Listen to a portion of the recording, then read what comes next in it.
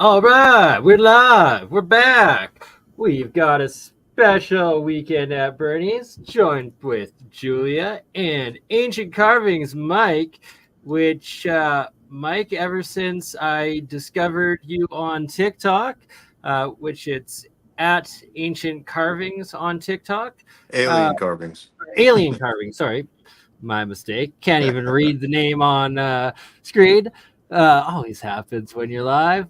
Uh, Take it away. You've got over 400 artifacts, is it? And all Uh, from Mexico? yeah, over 600 actually. Yeah, from multiple places in Mexico.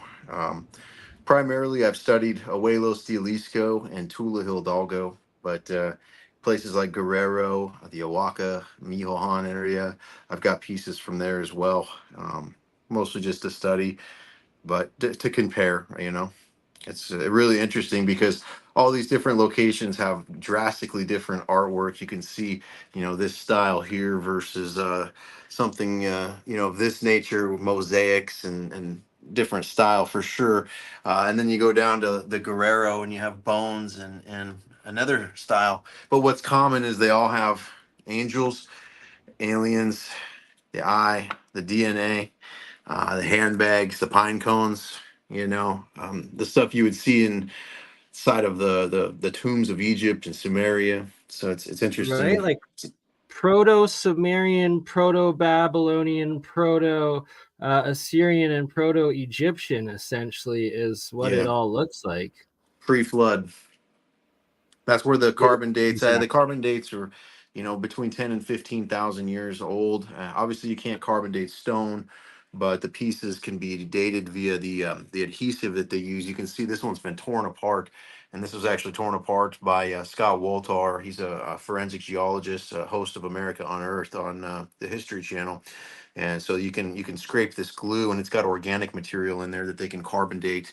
And so they cross reference that with resin from the pipes, as well as on a piece like this, for instance. The reason we use this one, you can see when you open it up here, it's got a guy in there, but more importantly, the core of this piece is actually ceramic, and this can be drilled for thermoluminescence dating, and essentially get two separate readings off the same piece, which gives it a lot more you know legitimacy. So Absolutely. And we were talking before we took this live that I'm going to connect you with some of the APEC team and community, the science and engineering people that I work with, and of the conference that we streamed earlier today. But specifically, Michael Perrone has access to some equipment to do some carbon dating, and that it's private equipment, so we don't have to worry about the fudging of results and yeah. all of the controversy and missing samples and Is it inconclusive the results. luminescent like testing? Isn't that like 20 grand or 15 grand? Thermoluminescence not too bad. Carbon dating is actually more expensive. Yeah. But if you own your own lab, Yeah, if you've got a market Falcon cyclotron, Space. you're speaking my language for sure. I don't myself, but I know some Yeah, friends Bernie, that you do. put me in contact with that because there's a piece of the tablet that we need to get tested. Yes, I will get you Absolutely. both in contact with this 100%. And the key part, like you said, the ceramics that lots of them are made with, like the ones you're showing off now, clearly pure stone tablets, most Yeah. likely slabs, but the ones that are ceramic, and you mentioned this photoluminescent parts of it, and Mhm. that's what takes these artifacts to a whole nother level, is that you actually discovered that a majority of them glow in the dark, and that the indigenous locals, the Mexican civilians that you were purchasing these artifacts from, that have dug them out of the ground, they weren't even aware until you let them know that they all That's amazing. pretty much glow. Yeah, exactly. They were blown away just as much as I was. There's a gentleman, he had seen phosphorescent glowing coming off of some of the calcite specimens, and but we had no idea that it was going to be taken to this type of extent. It reminds me of uranium glass and like filled in there.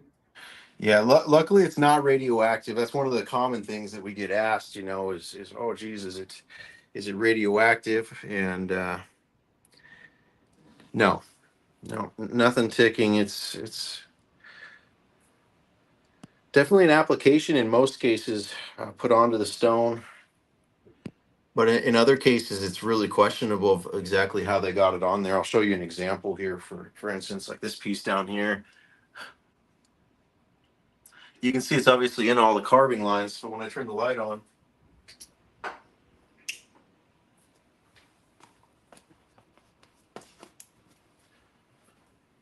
I mean, there's no trace of it, you know? All of that Yeah, is glowing. So it's like, what if they were to paint it in there? If it was glow in the dark paint, you would see that. And that's not the case here for sure. right. That's fascinating. Right? And So you it's also, makes you go, huh? It's not all like that. Some of it oh, has can you go an back to that application. guy and focus in? He's got what looks like a handbag, almost like the Sumerians too, potentially. Yeah, you see that a lot. I've got a better representation here. You can see the handbag here.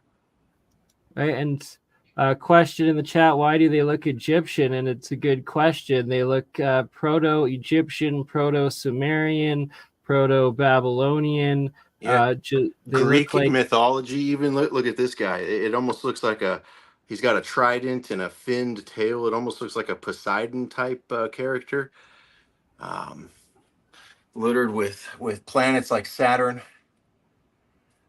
And you can see here, it's got the pyramids shooting up beams of energy to a planet.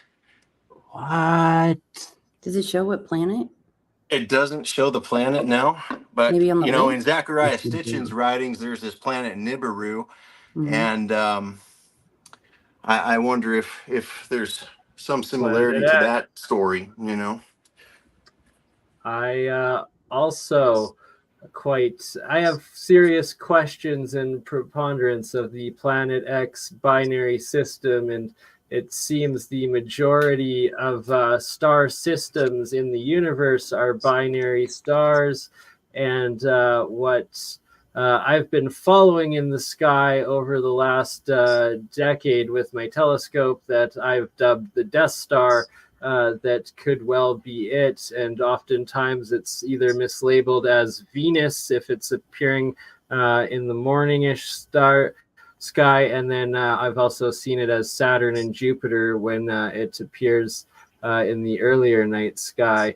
And what really brought my attention to it was when there was the I believe it's called the Parade of Planets. I believe it was back in 2016 was the last one when all the visible visible with the naked eye planets were in a row once, visible all at once in the sky, and then it was also visible and in the sky simultaneously. huh? But that's a rabbit hole for another day, a wormhole Yeah, for another day. it is too. Do you mind? Do you have available any of the? Because it's not just the neon green photoluminescence. There's some that have the blue and some that have like a reddish orange, and the reddish orange one reminds me of that one stone they've recently discovered that's UV or blacklight reflective in one of the Great Lakes or something. I forget. Oh, the Uper lights or the Uper light. Yeah. Yeah, Uberlit. Yeah. This guy here's got a lot of the blue. Right, like Wow.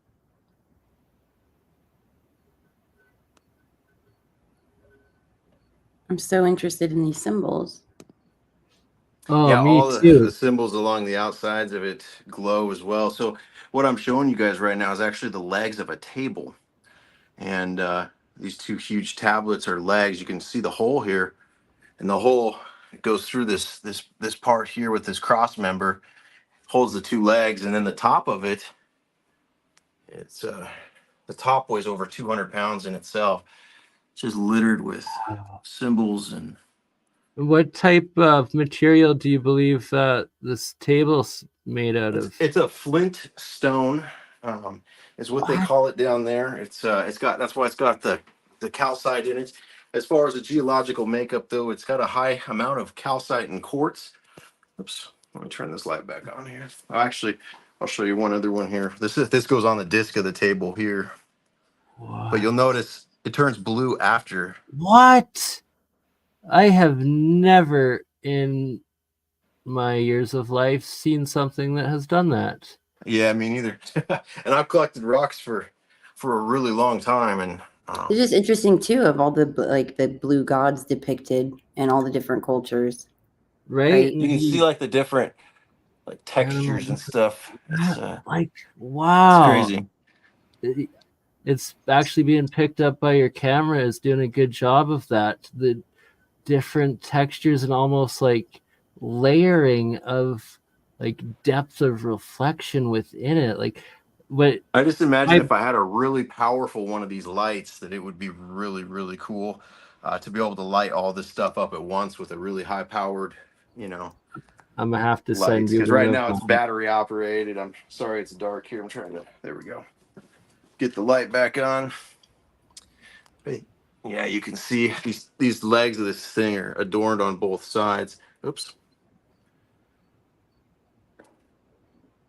Man, like my own background is like silk screening, vinyl cutting, printing, and printing clothing, working with all sorts of different textile inks. A lot of prints and inks I've worked with being phosphorescent glow-in-the-dark inks, and my experience with what's available on the open market in regards to glow-in-the-dark phosphorescent materials, and what you're showing seems to far surpass anything that I've been able to come across or get my own hands on in today's that one. Wait, model. go back to the circle one that you were just at. Mm-hmm. Go closer. It reminds me kind of like Inanna depictions, the way the wings are, and it looks like it's very interesting. And that's Saturn and the other two planets.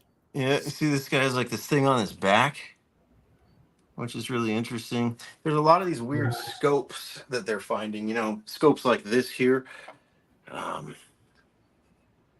That you can look through. This one has a very dirty lens, so it doesn't have a very magnify good. Yeah, this one doesn't, but this one does up here, which is crazy. Here, I'll show you. Turn this back on. I was actually able to get it to. You can look through it, I think, here. Wow. Maybe. Oh yeah, and like the entire thing is crystal, and then it's a fluorite piece of material, and I would like to have lens on the visions in end that here, thing. the lens is actually a piece of fluorite as well, which is what they use in telescope lenses. Same with on this one. And if you look up a thing called the Nerubi lens, they found it out of Saudi Arabia, I think it was, and they've dated it over 4,000 or 5,000 years old, and it was supposedly the first form of magnification. What's crazy is it's fluorite, and it has the exact same inclusion. I don't know if you can see that. There we go. See that inclusion on there? They had the exact same thing on there, which is strange. Really? Never seen that. Well, considering all of the culture, language depictions seem to be Proto-Sumerian, Babylonian, Egyptian, that it would make sense that they'd have similar or the same technology in both areas of that civilization. Or is that lapis lazuli? Don't know. Again, with the gems, it's some of these specimens that they put on these things. I would have swore to you that they were glass, because I've never seen anything quite like it in nature. And some of it is glass. This could be glass. We found traces of ancient glass beads. rings and stuff like that. And so I believe to say that they had glass making capability. I Now don't know if that's glass. No. you wanted to discredit it. Like you were very cynical or critical of this at first when you got into it. Yeah, I my, found my that good friend, fascinating. he came back from the Tucson Gem Show, and he had bought in a couple of these small, little tablet type mask carvings, and it had all the language on there. And I was like, wow, these are cool. Who's making these? And he's like, oh, there's a booth down there, and the guy says they're 10,000 years old, and they're pulling them out of this ancient Aslan place in Mexico. And I'm just like, okay, okay. But I start, researching it. I actually made a wager with him that I could prove it to be false, and I figured I could call up, Ancient Aliens, one of the guys off of there, and get an answer real quick, and so I did. I started reaching out to all the, Giorgio and David and all these people trying to get an answer. We wouldn't get any responses at all. In fact, I wrote to like 150 people and I couldn't get a response from anyone. And it was one of the most defeating processes I've ever gone through, considering it's about science and education. You know what I mean? Mhm. And I finally got a hold of Linda Moulton Howe, and that was really helpful. She worked with me for about 6 months on this topic, and we were about to go do an expedition down in Mexico. Unfortunately, with COVID and some of the things going on down there with mafia and stuff, we weren't able to do it. And that's why we're lucky that Gen6.com, they went and did it anyways, and were able to safely bring us the proof that we needed. So they did a documentary for you and covered all your artifacts and. No, I just I've helped contribute to them. I've been researching the topic before they started the documentary, and I was buying from the people in Tula before the Gen 6 even was told that they were finding pieces there. They were actually working down in Lake Quetzal in the Michoacan area, because there's pieces coming out of there as well, like these green statues. And so they were doing a documentary there, and when you watch the documentary, you'll see it's two separate parts and two separate expeditions. So and that's why. And Yeah, me and so Bernie and I were saying like it reminded us of what Osmanagich in his presentation, what he had, but that was in de Jalisco, and which you said some of these are from. yeah, So no absolutely. Yep. wonder it Abuelos reminded us de of it, right? Jalisco. Well, and what we were talking about in regards to Sam's presentation, you haven't showed the skulls yet, have you? And that, as for the veracity of this, Mike here, aliencarvings.com actually has physical bone skull that he's willing to send us pieces of to have lab tested.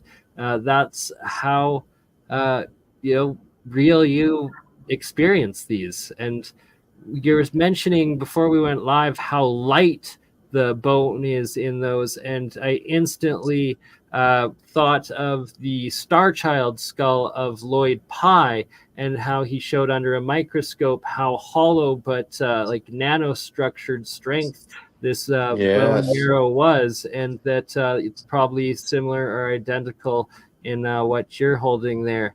And it looks like Cthulhu almost depicted on it, these anamorphic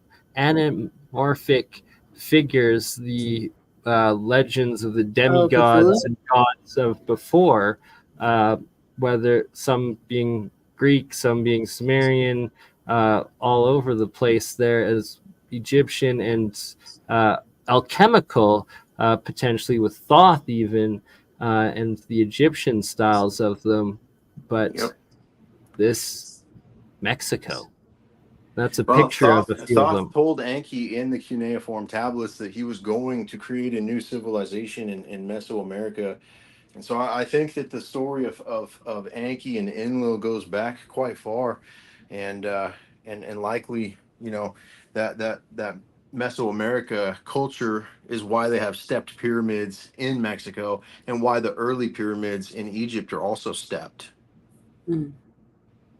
Only the early ones, though, and people argue how old the Great Pyramids are. Well, okay, if the Great Pyramids are argued, then so that how old does that make some of these like Saqqara and these stepped pyramids?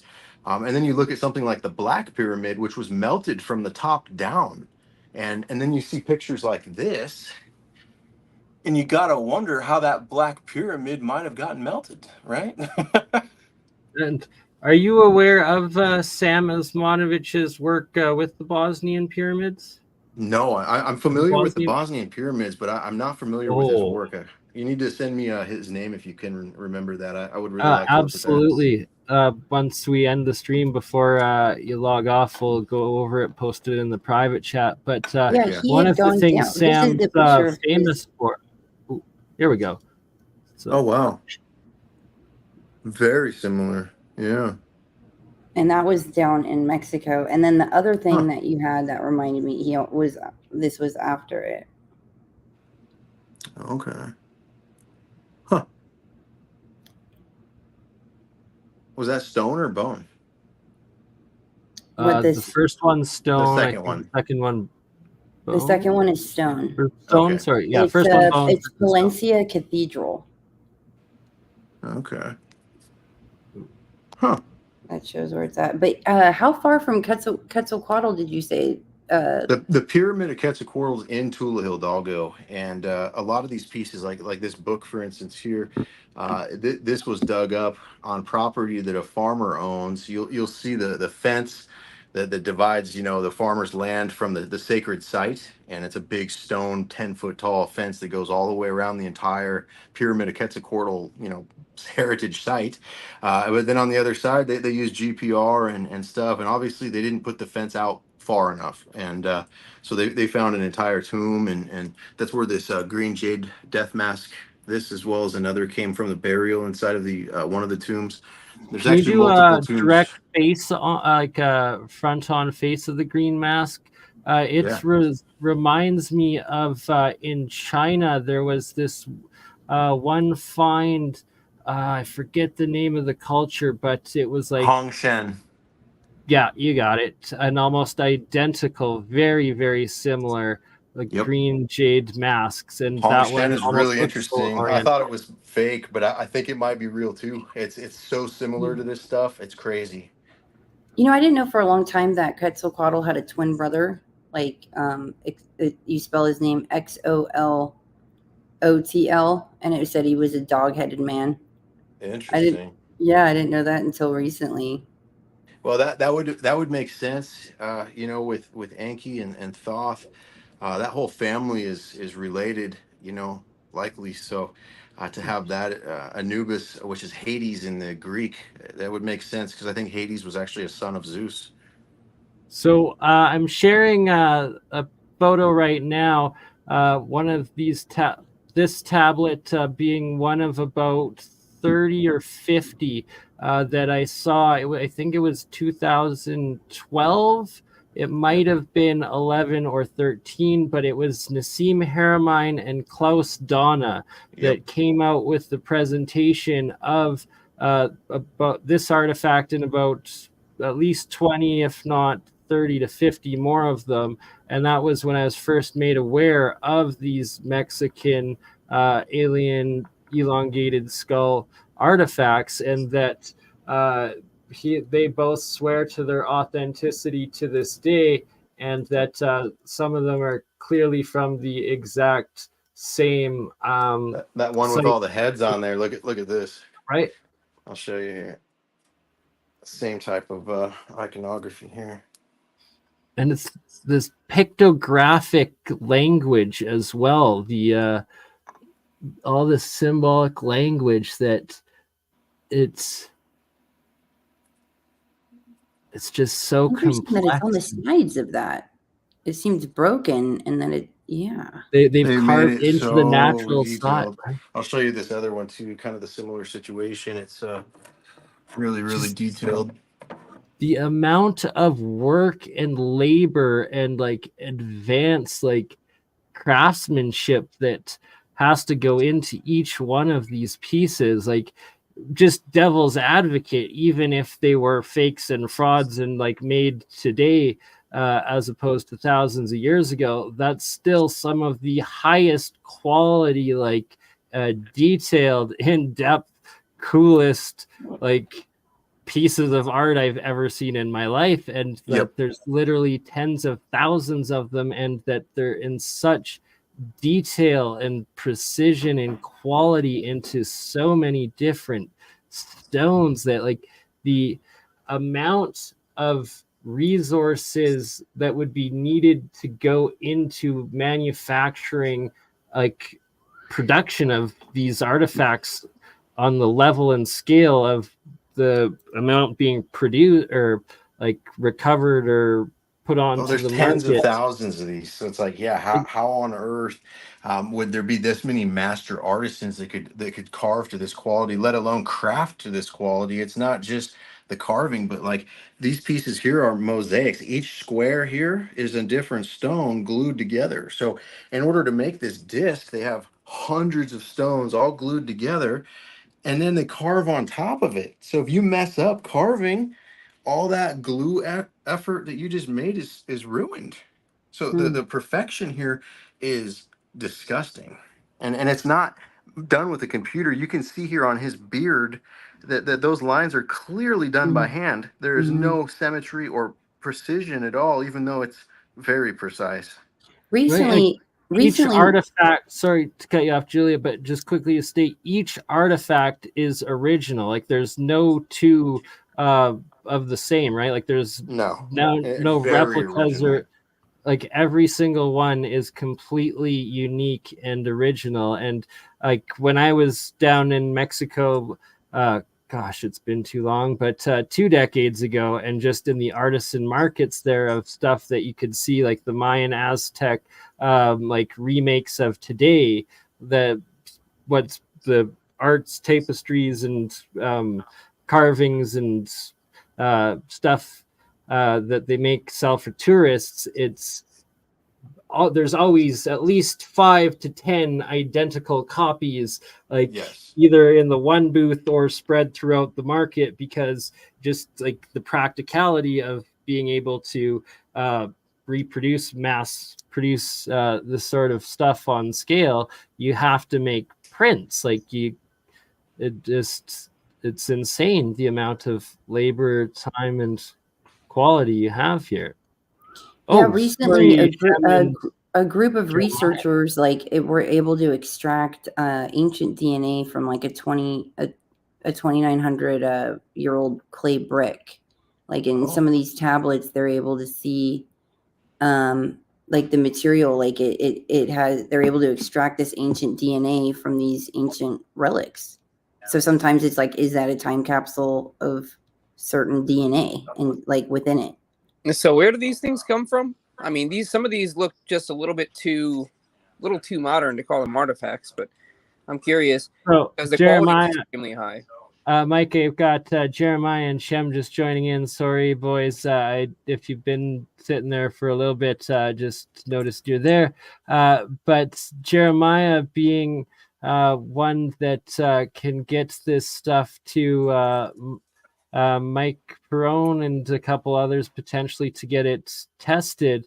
Mike, do you want to show off like the skull and like the bone material that you have, as well as like the bioluminescence stuff that could be plant-based that you're willing to send us samples to test? Yeah, absolutely. Couldn't have been etched in an This is one of the skulls here. We have 12 different variations, and they're all very unique. They're very lightweight. This only weighs about a pound. If this was a cow skull, this would be quite heavy. We initially showed it to two bone experts, and the type of connection here was similar to a cow, and so they wrote it off as that at first, and then they handled the specimen and seeing how light it was. They did a bone density test on the strength, and it was very, very, very strong for how thin it is. And it's something still being researched. Scott Woltar is knee deep in it, just trying to get labs to do any sort of DNA or carbon dating on the bone of this type is really tough, though. So it would be Well, amazing the to tricky get. part is, like, let's say you got a bone, right? The bone could actually carbon date pretty fucking old, but that does not mean the carvings in that bone are necessarily old. Correct. And Yeah, so no, but it's a the, bit of the a the conundrum bone here. itself, if it's old, then it would be worth getting a DNA test on it. And that's the thing. We don't want to spend money for a DNA test if it's 30 years old. You know what I mean? Right. It's just, here's the thing. These artifacts look so good. The carvings so unimpeded by time. And then this, Yeah, they were compacted and buried in dirt at about the 2 to 12 foot level. If you check out gen6.com, you'll see that there's a 4-hour documentary that just released with start to finish dig videos showing these pieces and how they're trapped in the ground. And it's a very silty type of soil. In fact, Cambridge University in 2021 did a major search on Tula Hidalgo, and their findings came out that it was an archaeological epicenter, and that over 75% of Tula was still buried. And so it's not like your standard berry. It's high in silt, and as you watch the video, you'll see that, I mean, it's absolutely packed and everything correctly, but at the same point, it's still very soft dirt, and that's just the way Tula is around the pyramid there. Wow.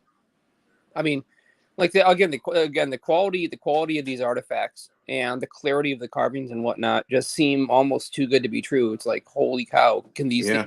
Did you really find these just sitting in the dirt? And a lot of them came out of tombs and stuff like this green jade mask. It came out of a tomb. You'll see on our page, there's been an entire tomb, and there's full-blown aliens and angels and DNA on the carvings of the wall. We have pictures of the entire thing there, as well as on our website. You can see the entire thing being discovered. But the fact that they're on the walls and that they're the same depictions. Yeah, let me like, take for a instance, closer look at that thing with the pyramid that has the post top on it with the pipe being held, the jade looking pipe right on here. the stone pyramid. What is that? What the heck is that? Yeah, it's like a telescope. It's a piece of fluorite here, Holy! and you can actually look through this and That's see. unusual. So you're saying you found that thing came out of the ground like that? Yeah, it's documented.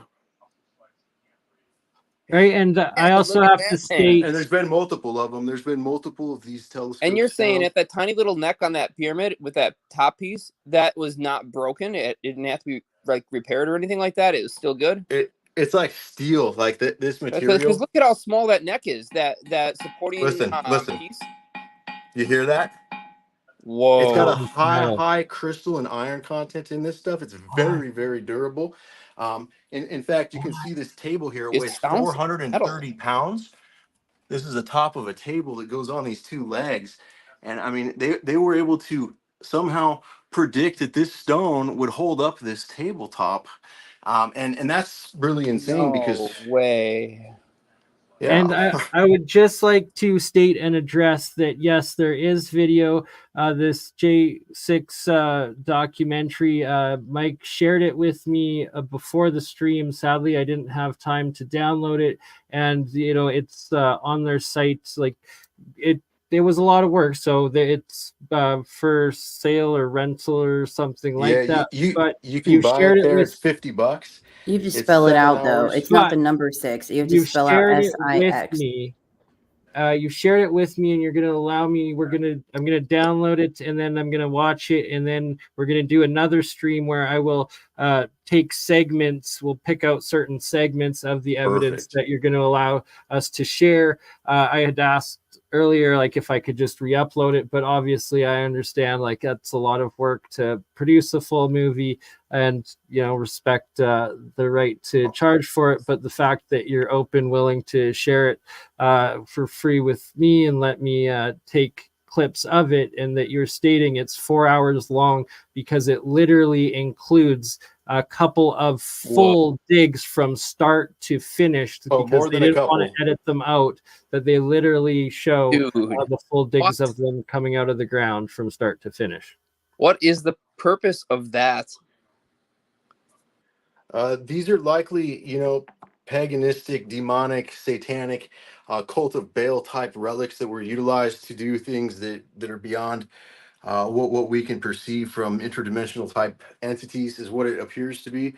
There's a lot of books like the Anunnaki type things, a story of Enki and Enlil, that seem to resonate, fairly close to this. You see a lot of the type of Anunnaki bearded winged beings depicted. And then you also see a lot of this, with the orb with the two wings. Like you see, it's the Let me ask a really interesting Shamish. question here. I mean, do you have some high quality photos of these things up close. Every single one of them, both sides. Oh yeah, And absolutely. they I've you have 3D them loaded scanned and on my taken high website. res 60 megapixel photos of everything. In fact, you can see some of my work here. Like for instance, this piece here is a macro shot of this small little statue. Oh, that's badass. So Nice. That's if you go to our website, aliencarvings.com, you'll see a lot of that. Our TikTok is just full of content as well. That's as much as I could possibly gather. Pulling up Gen 6. And just for those tuning in, you stated earlier, but it's from, there's a few different areas these are dug out of in Mexico, and the Tula area, as well as like there's the green jade looking ones from another area. The Michoacan area for these guys, Lake Quetzal. And then the pieces here are from Tula Hidalgo.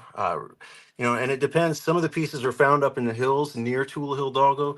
Others are found. There's a farmer that has property that rented out the rights to dig on it, and it borders up to the sacred heritage site of the Pyramid of Quetzalcoatl. And so they did GPR, and that's what started the documentary. And now they found numerous tombs and caves and just an insane amount of stuff. So. And to answer the question, no, not all of these were found in the exact same spot. They're definitely. This is 3 years of my research, and some of my pieces have been out of the ground for over a decade. Like I've cherry picked from certain collectors and people to try to put together the best story as I could in terms of the encompassment of what was being said here. It's enticing. Some of these things, like some of these artifacts, I'd really like to take a closer look at. What I really don't understand is the commonality of using the same material that happens to be phospholuminescent over some time, and apparently didn't. Well, really you did state though that there were some that were found in like a creek bed, and that they like this one right here. Yeah, you can see the very little phosphorescence remaining. Is weak. Same with this telescope here. This was found in the water, and you can see the luminescence is wore off on much of it. So it just depends on where it was found and how it was found. But you should show when the lights are on. You should show the thing that's like the one in the museum blue of the timeline. So that tube glows blue. That jade-looking tube. Yeah, it's fluorite. But there's also blue phosphorescence on pieces like this here. Right, like the legs where it turns from green to blue. Like what? That reminds me of like a Mayan really ice. You got to understand that I'm looking at this stuff and I'm still having a lot of trouble believing that these were actual artifacts because it just seems so unplausible, right? So you got to understand. I said the same thing. Saying that it's not.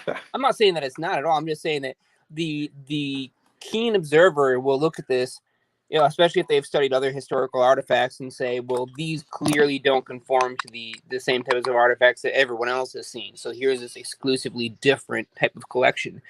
And so you can't blame a guy for wanting more information to try and vet these. Oh, of course. Genuine. Oh, Mike's down for putting it through as much scrutiny as possible. And please, now you're showing. I have a wager with somebody. So they're magnetic as well.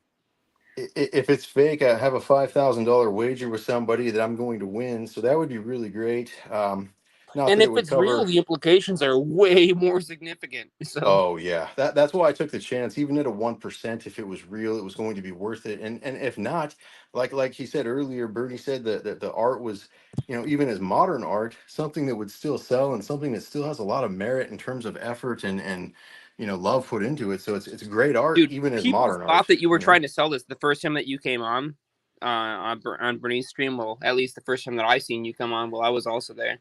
Like a lot of people were already offering to try to buy this stuff off you. They thought that these were art pieces that you were making because they were modern. Right?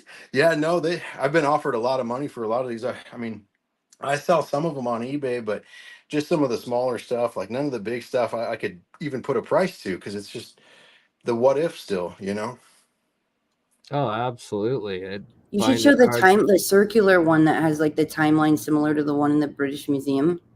Oh yeah. Oh yeah. That one. Yeah, the Babylonian star calendar ones. Yeah, here. I really want to see the dates on that. These are pretty freaking cool. Right, so if we can date these, see if they're different, older than the Whoa. Babylonian ones, and just through the astrological alignment of them. Wait, can you flip it over? Yep. Okay. And you can see obviously Big Dipper, and I mean there's constellations, the North Star's the middle, so to figure it out I don't think would be impossible. And then you would also have the idea of what some of these symbols could mean. Not that they're the language, I think they're more mathematical, but I'm not sure.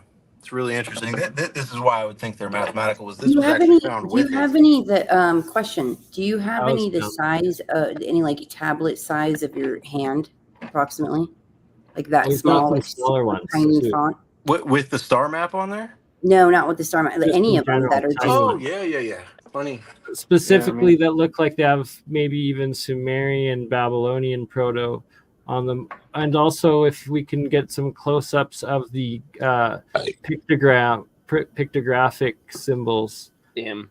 on some of the Yeah. pieces. Let me So what are the show you stones there that one are symbol embedded? here that might be of interest.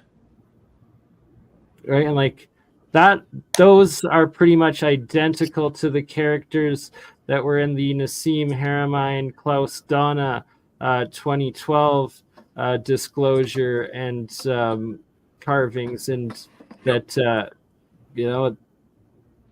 I'm guessing came from the exact same civilization piece discoveries. I've actually reached out to Greg Braden and Nassim Harriman. Now Klaus Dona, I've talked with him more than Nassim or Greg. Both Nassim and Greg are under an NDA about this topic. I tried to ask them questions about their research, and they weren't able to answer anything for me, which is really frustrating. Signs the NDAs with Gaia. That's one of the Bingo. biggest reasons why I dislike the Gaia organization is because they, like Julia's about to talk about Graham Hancock, also under NDA with Montana Megaliths. He's going to see. He wanted to go see. He told me he wanted to go see the Sage Wall in August. He told me in June that he wanted to see it in August, but that he couldn't discuss it further because of NDA. So I was assuming that it was, a documentary or a film, but I'm not sure if he made it. I'm sure Julie would have known about it. I don't think he made it this summer. Yeah, these pieces are just too unbelievable for me. Some of them anyways. They're just too good. A couple of them were sussy. And that's just it. I mean, I'm sure there's fakes. The locals have been seeing this stuff, so there's obviously fakes. But what we can guarantee at this point is that there are real pieces depicting this story coming out of the ground. And while not every one of them might be real, the reality is that this story is real, and that's why it needs to be researched. That's my whole entire motto, is just trying to get this researched. Yeah, see, that's why I wish I had a dating lab, because I could at least tell how old the phosphor exposed areas were by taking a small sample. Yeah, and we've had almost 50 carbon dates done of these mosaics and different pieces, but really it's the bone pieces that we want to get. Scott Walter, he took samples of quite a few of our bone pieces, like this dagger here, for instance, from Tula. He cut off this piece here and then broke it open to get the marrow out. Unfortunately, the lab sent it back and said that they wouldn't do it when they saw what it was. So I don't know, or maybe they saw the date and just wouldn't release it. I'm not sure. That is why, Jeremiah. I was going to say, Bernie, is it your friend, or Jeremiah, is it your friend that has its own lab? I was told could potentially get the stuff dated for us. Well, we don't have our own labs, Julia, but the thing is that each of us has a lab dedicated to a different purpose, and so none of us have an exclusive dating lab for checking the age of certain artifacts, but we have access to those pieces of equipment within a limited capacity. It's not like the full spectrum. So you got to understand there are some over 20 different isotopes now that are commonly used to date things, and knowing which isotope to choose is actually a rather important factor due to the fact that certain things will easily decay based on the half-life, especially for the shorter-lived isotopes. That's generally what we will choose between. If we get a bad bit of information from one isotope, we'll choose a different one and look at that. But the concept is when these things are made, there has to be some kind of change in the isotope ratio that's embedded into them. So if it's just natural stone, and the stone is 100,000 years old, and we date that stone, it's going to be a 100,000 years old piece of Yeah, rock. you can't But if date. You you can't carve go off shit the into it, then stone. it's also going You to have still to be a go off the 100,000 years organic old piece of material. rock. So that's the problem. Is if tomorrow you carve something into 100,000 years Oh, old. Jeremiah, he's well aware, and what he's saying is he'll chip pieces off of the phosphorescent aspects, like the binding glue stuff that most likely has organic material, and then the ceramic stuff, like this one that he's showing right there. Yeah, That you can could see Scott. potentially He contain took all these organic. pieces off and took all these glue So samples. fucking cool. I mean, I'm just gonna say it. That is so cool. I don't even care. I didn't even care if it's like a You super can old see the artifact or if it's manganese. modern. It's super cool. So The manganese deposits here are definitely old for ceramic.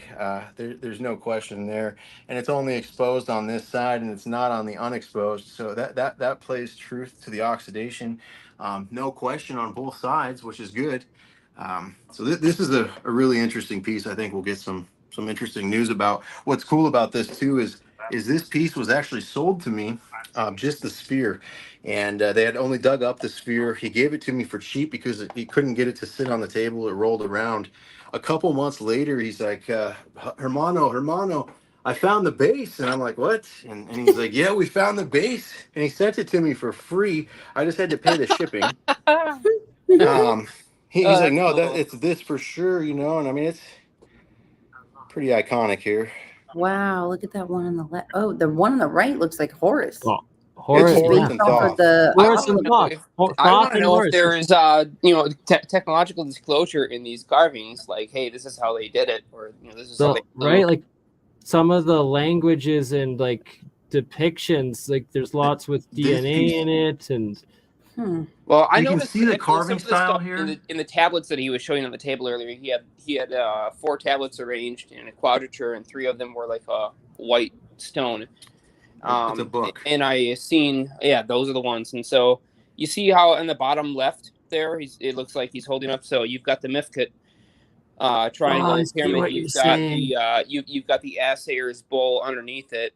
Mhm. As far as the classic, taken from symbology, then that would be your monoatomic gold, generally speaking, if any of that was correct from. ooh, I want to see those. It's the language here. This might be how to make gold. It could. That's what I'm wondering. Is like, is some of this technological Advanced process alchemy for disclosure, sure. like these are the steps to basically. Balance. It's like a and cookbook, I love what you're water, saying, DNA. Jeremiah. I'm seeing that in this now too, that you've stated that. Look at the Other- tools. Okay, so you're seeing a lot of the symbology on those, and hold that up to the light again. See, hold that up to the light, because just holding it up, it was yeah. Look at that. That is very translucent. Okay, so you look at that at the surface, it looks like a solid piece of opaque stone, but it's not at all like that. It's practically crystalline, It's a crystal. completely on the center. Otherwise, it wouldn't be clear like that. Or at least it's. I shouldn't say crystal. Yeah. That's the wrong word. Amorphous, because remember, glass is amorphous. Glass is an amorphous structure of semi-crystalline, smaller domains. So these things obviously are exhibiting that same kind of property. That's unusual for stone, which means that it probably has a very high quartz content. It does. Yeah, quartz and calcite both. That would make sense. And for the that's where optical a lot of properties. the phosphorescence comes from, is from the calcite. It makes me wonder, you should illuminate the living hell out of those things, because I don't know why they would have Yes, chose like that. you could be seeing a whole nother thing with a certain light that you wouldn't, So normally here's my see. theory, guys. Exactly, right. I don't want to sound like They a clearly crazy guy chose here. those, I'm guessing, but- for their optical properties in part, at Photonically. least. If these things were, obviously 10,000 years old, and that's real, how on earth did they know they glowed? Did they have a flashlight? Obviously not, probably. They have the moon. You just go No, outside it the won't do moonlight it. and all that Nope. stuff will glow, dude. You've never gone Moon and sun outside? don't do it. Moon and sun won't do it, and the half-life is way too short to do anything with the sun, and the moon, it's not bright enough to do anything. And even my super high powered triple stacked LED diode Blacklight, $70 model, best you can buy, it barely illuminates some of the stuff. Like if you were to have a really high powered commercial one, I think it would be even more insane. But what's crazy, my theory is obviously these things depict a lot of angelic type beings in multiple ancient cultures, angels and Anunnaki. even in the Bible, what's her name? Methuselah. She lit up a room when she walked in, is what it says, and the halos on these angels. Could it be that the halo had ultraviolet light, and so these pieces were made to worship these beings, so in their presence they would glow? I mean, some of the pieces like this, I'll show you. Like this pendant, for instance, it's drilled on the back right here for this gem, and so when you put a light behind it, the gem illuminates really beautifully blue. And so if this That's was being worn by badass. someone that had a halo, that would glow just by being worn on them because of the drill hole. Ooh, higher Right. beings jewelry. Oh, And Yeah, like exactly, right? activate. do you wonder if the wings depict that they are from above, like, and came from above down to below, or As like you above, said, so below, my friend. could they be I had a actual vision of angels somebody and demons? like they had a jade mask on because their eyes, like they're able to like light shoots out of their eyes, and this was like in a remote viewing session that was deep under the earth. Interesting.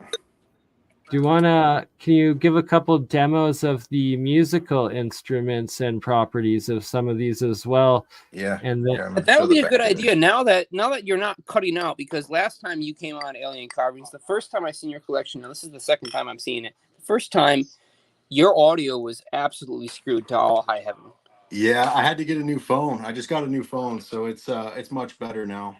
Yeah, Yeah, usually I was so I using a would like to headset. hear the skull flutes and stuff like that again Yeah, without yeah, it here. chopping out, because they were really haunting.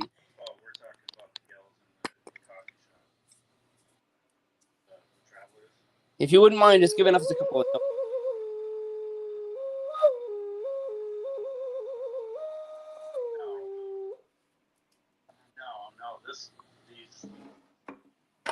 I gotta set you guys down for the big one. It's really heavy.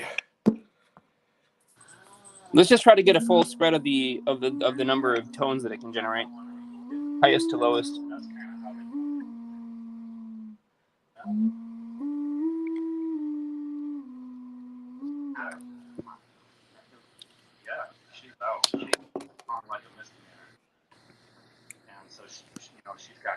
It's interesting too. Like I'd never seen this type of stopper for cups, but they on all the cups from Tula, they all have a piece that goes on top, I guess, to stop from bugs or whatever from getting in. But it's an interesting concept because I've never seen that used before. anywhere. No Yeah. doubt. Yeah, I haven't either. And That's then you get these ones. fascinating. These cups here are 120 pounds. Jeez. The stopper weighs almost 50. So it's like, did a giant use that, or was it like a ceremonial cup? I really don't know, but crazy to make the cup that big, you know. Would you be able to give us a little bit more of demo of the tone range of like the full spectrum of the one flute, as well as of like the metal ones, and then there's some of the rocks that you said also kind of ding or make. You're talking about this? Oh no! Also want to do the EM detector Yeah. one more time with it. But earlier you were showing you dinged one of them, and it sounded like Oh pure yeah. metal. Yes. And I know what that you mean now. some Yeah. So, stones they like ring like bells. Yeah, I like. yeah, I mean, and it's all different. Like this one here, much different material, you know. Like even though the stones look the same, they're very, very different in composition. No question. I'm And same with like the wondering if table. some are potentially like a geopolymer, like super advanced geopolymer, like that were cast as and like mix created, made by the creator, the artisan, as opposed to carving per se. But the fact that every single one's original, more likely carvings, I guess. But Yeah. Very original too. Like I mean, I've seen I have these little tiny ones, and they're under an inch. Some of them under 0.1 an inch. I have one here I can show you actually. Hang on one second here. I'll turn the light on. You can see this guy here, maybe next to my finger. It won't even focus on him because he's so small. You're gonna have to place your hand But- underneath that so that it doesn't look through the glass. You're gonna and probably your whole hand. I don't think it'll pick. Yeah, your if you put your full There There we open go. palm Actually, underneath. that's kind of working. Here, I'm gonna turn him up. I'm gonna stand him up. Yeah, put it on an opaque surface because as far as the glass yeah. goes, it's not going to want to pick that. This is not enough for the IR Yeah. sensor to detect. Here, I'll just bring him over here. Yeah, set it on a flat surface. And there you go. See, that worked incredibly well. There it is. So I have over 500 of Look at these this little one. tiny guys like this, and Damn. each one of them is unique. None of them are the same by any means. They're not just different faces and different species, but they have different symbols on the back, and every single one of them is drilled. And look how small that hole is there. That looks like the face in the Karahan temple. Remember, Bernie, that I brought up? Yeah, some Yeah. look like the Easter Island Moai. Some look like the aliens that they Yep. found in Nazca. Some are. It's really crazy the variation, you know.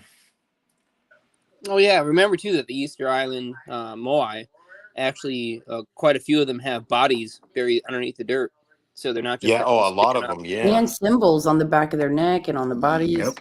I've studied those symbols, and some of them are very similar to Awelos. It's crazy.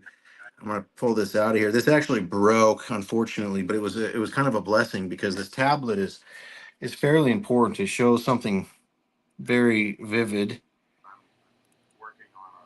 And when you pull the piece out here that it broke, you can see how the hole, excuse me, the hole was bored, and it's got all these little rings in there. You can see, and they obviously used some sort of tool by hand to bore that thing out. You know, otherwise you wouldn't see all these, I mean, dozens and dozens of rings. You know, interesting way of going about making a hole. You know, times 6. No, that's fascinating, man. It looks like a piece of wood, but is that stone? It is stone, yeah. Yeah, some of this stone actually has like almost like a petrified wood grain to it. Even this I was table, gonna for say instance. that almost Well, it looks may like very well be petrified literally wood. petrified wood. Look at this. Most likely is. It I bet could that be a one is. form of it, yeah, or metamorphic. You know, there's a lot of metamorphic. There's probably some sort of volcanic or geological thing. Tula is not far from one of the biggest volcanoes in Mexico, and in the Younger Dryas period, it is set to have gone off. So, to cause some of these metamorphic things is definitely possible There in terms seems of to the be a lot of geology. like UFO activity that go in and out of volcanoes. Yeah, big time. That's something that, you know, the bone experts, when they looked at these skulls, they related them in some ways to a cow. I mean, there were certain things that were similar to a cow, but then there was things like the weight, the strength, like this bone here, which should be really, really, really weak on a cow, and I mean it's super strong on these. But what's interesting is you see all these UFOs and cattle mutilations. They harvest the organs out of cows, and so if this species is somewhat similar to a cow, they And might they be need the utilizing the certain organs. enzymes to survive, and so they would have to find something similar to them to extract Bingo. that in order to keep living. We'll make the And humans the eat that, so there's tons anamorphic of them. And anamorphic properties of a lot of these characters depicted and supposed demigods of the past, if they were potentially part animal or have these other animal species mixed in with them, thus why it would look like a mix between a human and a cow. Well, from what I Yeah. understand too, like some of these beings are so ancient that there's certain consequences of that they don't produce certain enzymes, and they need humans, and they need to extract certain things from us in order to keep on living. Yep. Which is like, ooh. That's a whole nother rabbit hole Yeah, too. With absolutely. Yeah. Mark Sokol has like a very high-powered microscope, correct, Jeremiah? Or do you even? I'd love to get a look at a small piece of the bone under a Wait, high-powered microscope. Really quick, that one you just had in your hand. Wait, Mhm. really quick, where the feather thing is. I wanted to see its face. See if I can get better light. Here we go. Is that like an alligator head? I think it's Enki maybe, or like he's got the dragon, the feathered Does look serpent, maybe good. Quetzalcoatl or Yeah, something. but cool. Interesting. Her in the Yeah, center. her. Yes. Wow. And then the thing that she's holding there is interesting as well. It's almost like a scale, but it's That not. reminds me of Inanna. Like, and there's all these different pictures, depictions of Inanna, and That's that the reminds. Sumerian lady. Yeah, the Queen of Heaven. Okay, yeah. And there's like Ishtar, Astarte. Yeah, their daughter is Ishtar, right? There's Semiramis is what you're talking about, I think. Yeah, But the The mosaic guy that guy usually sits in the middle of the logo like this. Yeah. in the comment section, someone said cows are holy because they give us mushrooms. If these artifacts are related to ancient Egypt or Sumeria in some way, that would make sense because they're related to the cult of Dionysus, basically Osiris, and some of these old gods represent. Hathor ruled cows, right? She was the cow goddess. Yeah, I think so. Hathor, yep. Yeah, Isis, Sounds and Hathor both were depicted as. Isis is a really big role think here. I'll show you Isis a really ruled. interesting depiction of Isis here with all the planets above her, proper headdress and everything. Ooh. And what's crazy about this piece, I'll pull it out. Yeah, I want to see that one. Really I'm so interesting because excited. it's got a grid on it here with quite a few unique gems. Tetrahedron with like a black sun in the middle. Not sure what this gem is here. Or maybe turquoise. It's pretty good though. All the cardinal points. Flip it around here. Well, like, and the different Wow, like pictographic symbols, like at the very bottom there on the pyramid. Oh, and at the top, right? Like they're repeating and they're identical to the same ones that I first saw on the Nassim Haramein Klaus Donna ones, and that I've found that are pretty much on all of them. The pictures of the different ones I've found so far, and the ones that you have, and they look like the origins of alchemical symbols, and some of them do actually look like complex combined alchemy symbols. I agree. I noticed that Saturn's rings were at the top here, which I thought was really bizarre. I mean, obviously there's Jupiter, so I anoint this as Saturn. It's just interesting. You know? Like, why would they put it like that? There's certain things, and there's a few deities too that are depicted that I've never even seen before in Egypt or Sumeria. One of them is like a deity for the Eye of Ra that's depicted, and I mean, I guess maybe it is Ra, but it's purely depicted with the eye, the all-seeing eye on top of a human body. What? Really? Yeah, I'm trying to think if I have any depictions of it down here. It's somewhere else? Yeah, I've got a bunch of stuff in my safes and things. Ooh, I want to see the stuff in the safe. That's what I'm about. And I still want to know why that Mythgud is levitating above the Assayer's bowl.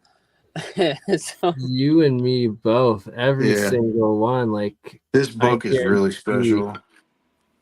It's also got the eagle here as well, which I thought was pretty iconic. Represents Zeus. Well, absolutely. Holding both the orbs. And what's funny is these orbs, you know, the orbs depict the angels. The angels travel in the orb form as their light body. It's shown I on love many of that. these pieces. And so you have the all-seeing eye here. Oops, let me turn this again. I'm sorry. I always forget. But this has the all-seeing eye at the top with these two serpents coming down with the angel wings, and I believe that this is the water god Enki over here, because the water symbol and the serpent. Well, from the all-seeing eye. Ea was the water god as well. The original And then water the god. brother Enlil here, which actually is depicted. So this circle here is the eye, the deity of the eye. So it's like it's a different shape eye, I guess. And I know in Egypt there's the Eye of Horus and the Eye of Ra. Yeah, so I've never I seen wonder, the eye depicted like that. Yeah, I haven't either. But definitely on these pieces, it's frequent. I'm trying to think if I have that other. Somewhere. Oh my gosh, you have one of the handbag thingy carvings. Yeah, couple few actually. Here, I'll. This one is really rare because it comes to a point at the bottom, and it's also got a pine cone What? in the bag. Stop.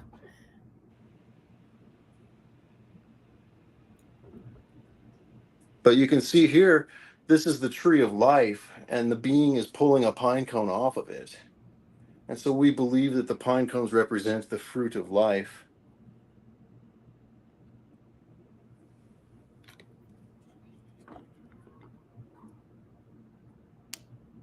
Whoa, that was inside of it? Yeah, it chills in this little hole. I've got full-size pine cones and handbags too, like this Wait, over it's here. like in. Oh, whoa, I didn't. This one exploded on shipment, so I'm not even going to pick it up. But you can see it's really interesting because it has one of these beings reaching into a portal. Portal. What? Look at that. A fish dude. Yeah, Well, they the have fish like suit. mermaid Wouldn't he tails wear? on them. Wouldn't it was Enki, right? That would wear the fish suit. Yeah, and the wristband. I've got one of the wrist watches of the Sumerians that are depicted on the relief, and Whoa, where's that? on that box. Seriously. It's in the safe. Dude, I this would keep safe. that We in need to have a the Hey, safe save show. too. Let's do a No. safe show, or let's do a Yeah. show where I remote view everything in the safe. we'll Yeah. when we do the documentary review, I'll grab all that stuff and switch out the table so we have different stuff next time. Amazing. I'm like, bring everything in the safe to the show if you come in April. Let's Never do it. take all the eggs into one basket. That's cool. Right? though I don't want bring to it. risk Bring it in April. I want to Yeah, remote view no, it. definitely bring some. I mean, I think that's a great Have you idea. found any depictions? Have you found any depictions of the Vajra on any of these? I'm not familiar with that term. What is that? It's like a lightning weapon that you would see in Hinduism, or Oh, like represents yeah, the yeah, lightning bolt of Zeus. The Zeus and the Nerta hold. I haven't. No, I've looked very, very much so. I did find a Jed pillar, and I have it. It's probably the most energetic piece that I have in terms of holding it. When I was unboxing it out of the box, I pulled out, there was like 15 pieces inside of this huge box, all bubble wrapped. And I looked at my wife and I said, "This is the Jed pillar," and it was. There was no question. Like it had a vibe to it that I've never felt on anything in my life. Wait, back on the other table you were just at, was that an owl on the far right? An owl? Yeah. Like on the other Mhm. table you were just at, turn This? around. Yeah, to the right. That piece right there on the right. No, no owls. Oh, it's not an owl. This is a statue. I'm not sure which one you're talking about. Down I on the do have an table. owl It's laying though. on the table. Here's an owl for you. Oh, Oh wow. That's associated Look with at Inanna. that guy. Whoa. There's a guy that did a presentation saying that owls, people that get like visited by owls, they get abducted that night or something. He's got a presentation on YouTube. I like this little guy. Do you mind just doing a slow full table to table, shelf to shelf blacklight demo just to show the different pieces and Bernie needs a new background. Some are blue, some right. I'm jealous. Like Bert and Ernie the homunculus here ain't got shit on Mike's collection. Like shit. He's like, you're not glowing enough, guys.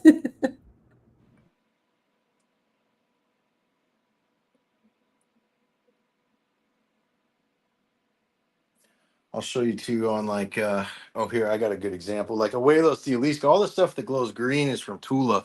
This is a big mask from Awelos, and you'll see that the stones have a phosphorescent glow to them in Awelos that's very common, like this, and it really pops the carving out. You can really see the carving, which is something that they took a lot of effort to. Even like this inlay on this thing, it's turquoise. See if you can see it. Yeah, you can see it just for a second. But I mean, everything down to the last gem is phosphorescent or luminescent. It's absolutely crazy. Even on the inside of this thing, you'll see DNA and aliens carved in this hole. It glows even on the inside, you know? We definitely need to get a few little chunks of this to get tested for you, because just That would be amazing. even the pine cone glows. Look at how much that pine cone glows. Oh, yeah. Here, I'll pull it out. You can see it. Almost looks like alien skull face head there. Elongated skull guy when it was glowing. Yeah. And then there's a couple crystal skulls that you have that also have some phosphorescent to them, or Yep, there's phosphorescent in almost all the crystal skulls in terms of like in their jaws, around their teeth. We think they use calcite to polish, and that's why. But like this one here is inlaid, and you can see it lights up the entire skull on the inside. Like if I take oh, yeah. a long exposure picture of this thing, it looks absolutely amazing. You know? All this is a lot better with long exposure. Oh, of course. Oh, yes. I wanted to ask for this necklace, this pendant necklace again, because the beads are showing red. Yeah, and they're likely calcite, but still, to light up like a Christmas tree like that, it's really cool. I mean, a lot of effort was made to get these things to look that way. I want to believe this so bad, but I never know until I like really view something and have a deeper It look. took me 3 years before I could admit it, and still, like, I have a hard time like telling people that I believe this fully. You know, like it was What's real your easy to favorite write piece? on the. What's your favorite piece? What's your favorite piece? That's too hard. I mean, Do you have a top 3? it really depends, because some pieces are really like historical, and then No, other that like pieces are really that changed your energetic. like that convinced you, like that the pieces that were like, oh, dude, come on. Yeah, gosh. Well, that Jed pillar that I was talking about earlier, for sure, that piece is really unique. And maybe The one some of that's the tablets that most This inspire scepter right here, story. this scepter is really crazy too. And I'll show you the box for it first.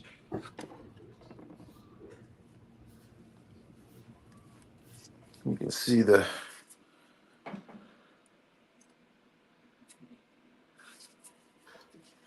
And like you're saying that they sell these at Horus? rather That like Horus? underwhelming prices, because the Mexican government has labeled anything that has elongated skull, alien sort of depiction connection as an automatic fraud and fake, so that Yep. none of these legally are considered real or antiquities.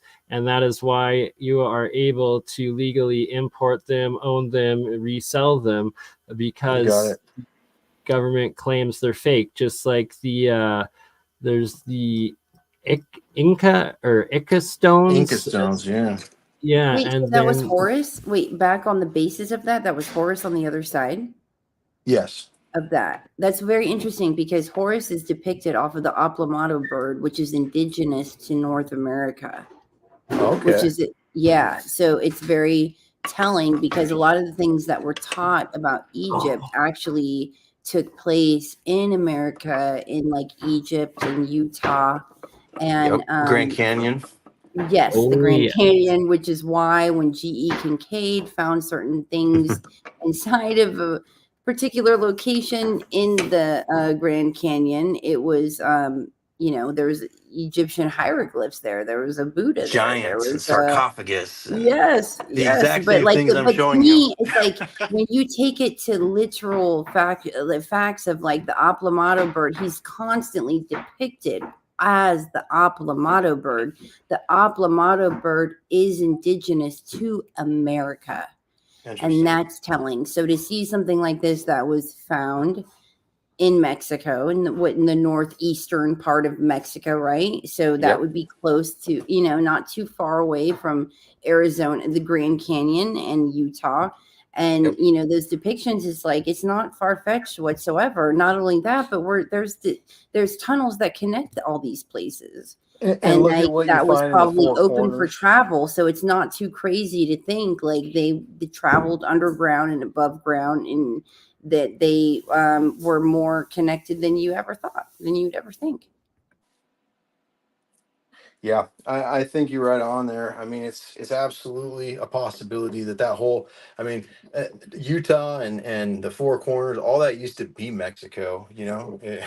Oh, in So fact, it's actually, today Julie Ryder posted pictures saying that she was intuitively called, and she was at the Montana megalith, and basically, like, she came across this statue that is, which she feels is Horus, and she posted a picture showing that it's Horus and that its connection to Egypt. And then that's when I sent her my meme on the Aplamato bird and it being indigenous to North America. And she was like, you can add in the Montana megalith statue that I, you know, like you could add that into your, to support that argument.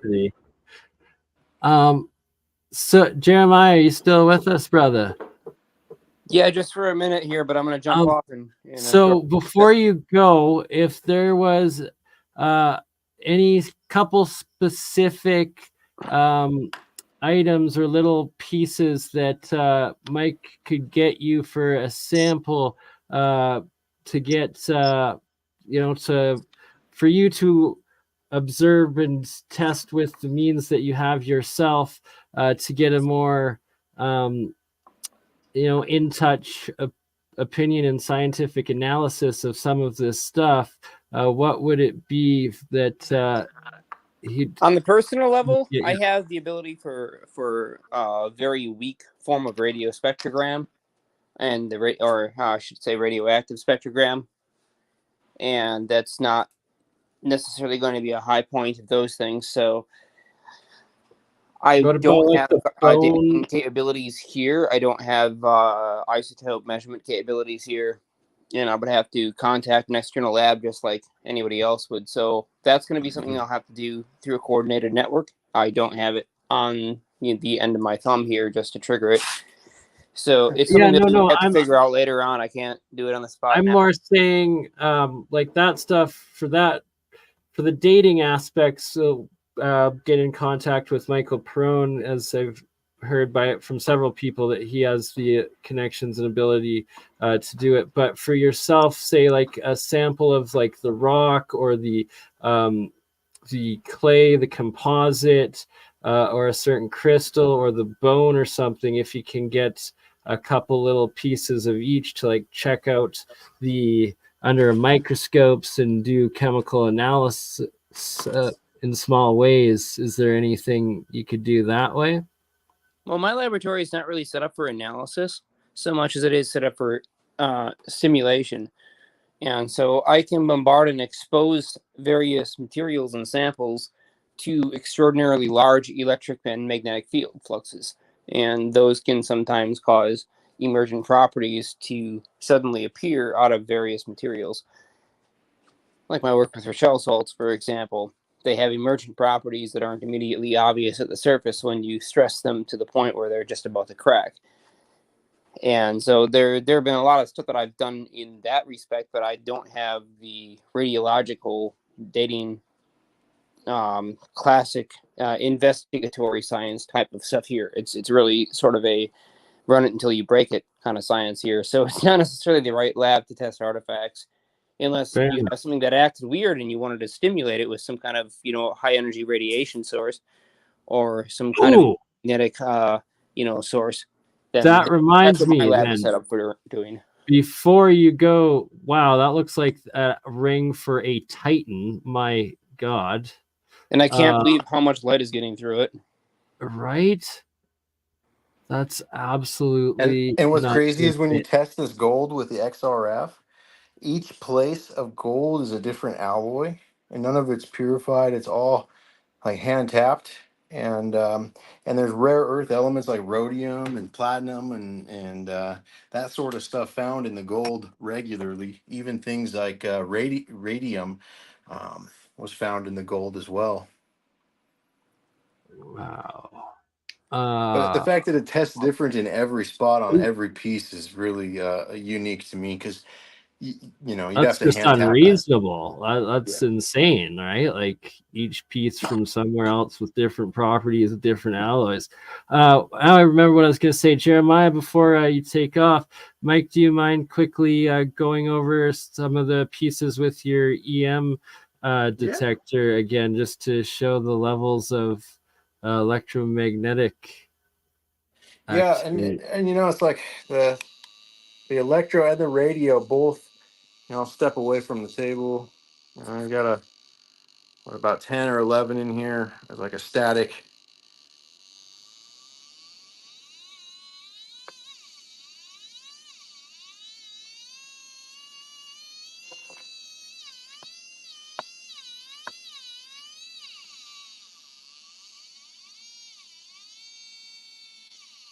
And it varies piece to piece. It's actually a pretty decent tri-field meter. I really love the audio function. That's something I wanted to build into our new set of meters for our It's timekeeper. really great.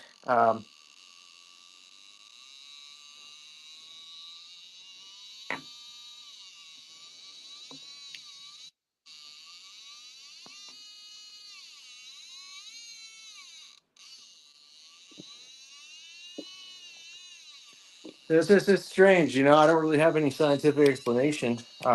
What is weird, though, that I do kind of have a theory is you find all these depictions of these pharaohs holding pendulums, and you'll also see like this is one of the pendulums here, and you can see him holding it in his hands here. And there's lots of these type of depictions with these pieces. Now, one of the guys down there in Abuelo said he was visited by extraterrestrials when he was like 13 years old, and the extraterrestrials gave him this all-seeing eye pendulum, and they explained to him how to find pieces with it. Now, that to me was complete bullshit because I was asking these people how they were finding it. Are you using geo radar, etc.? And this was the story I got from these guys.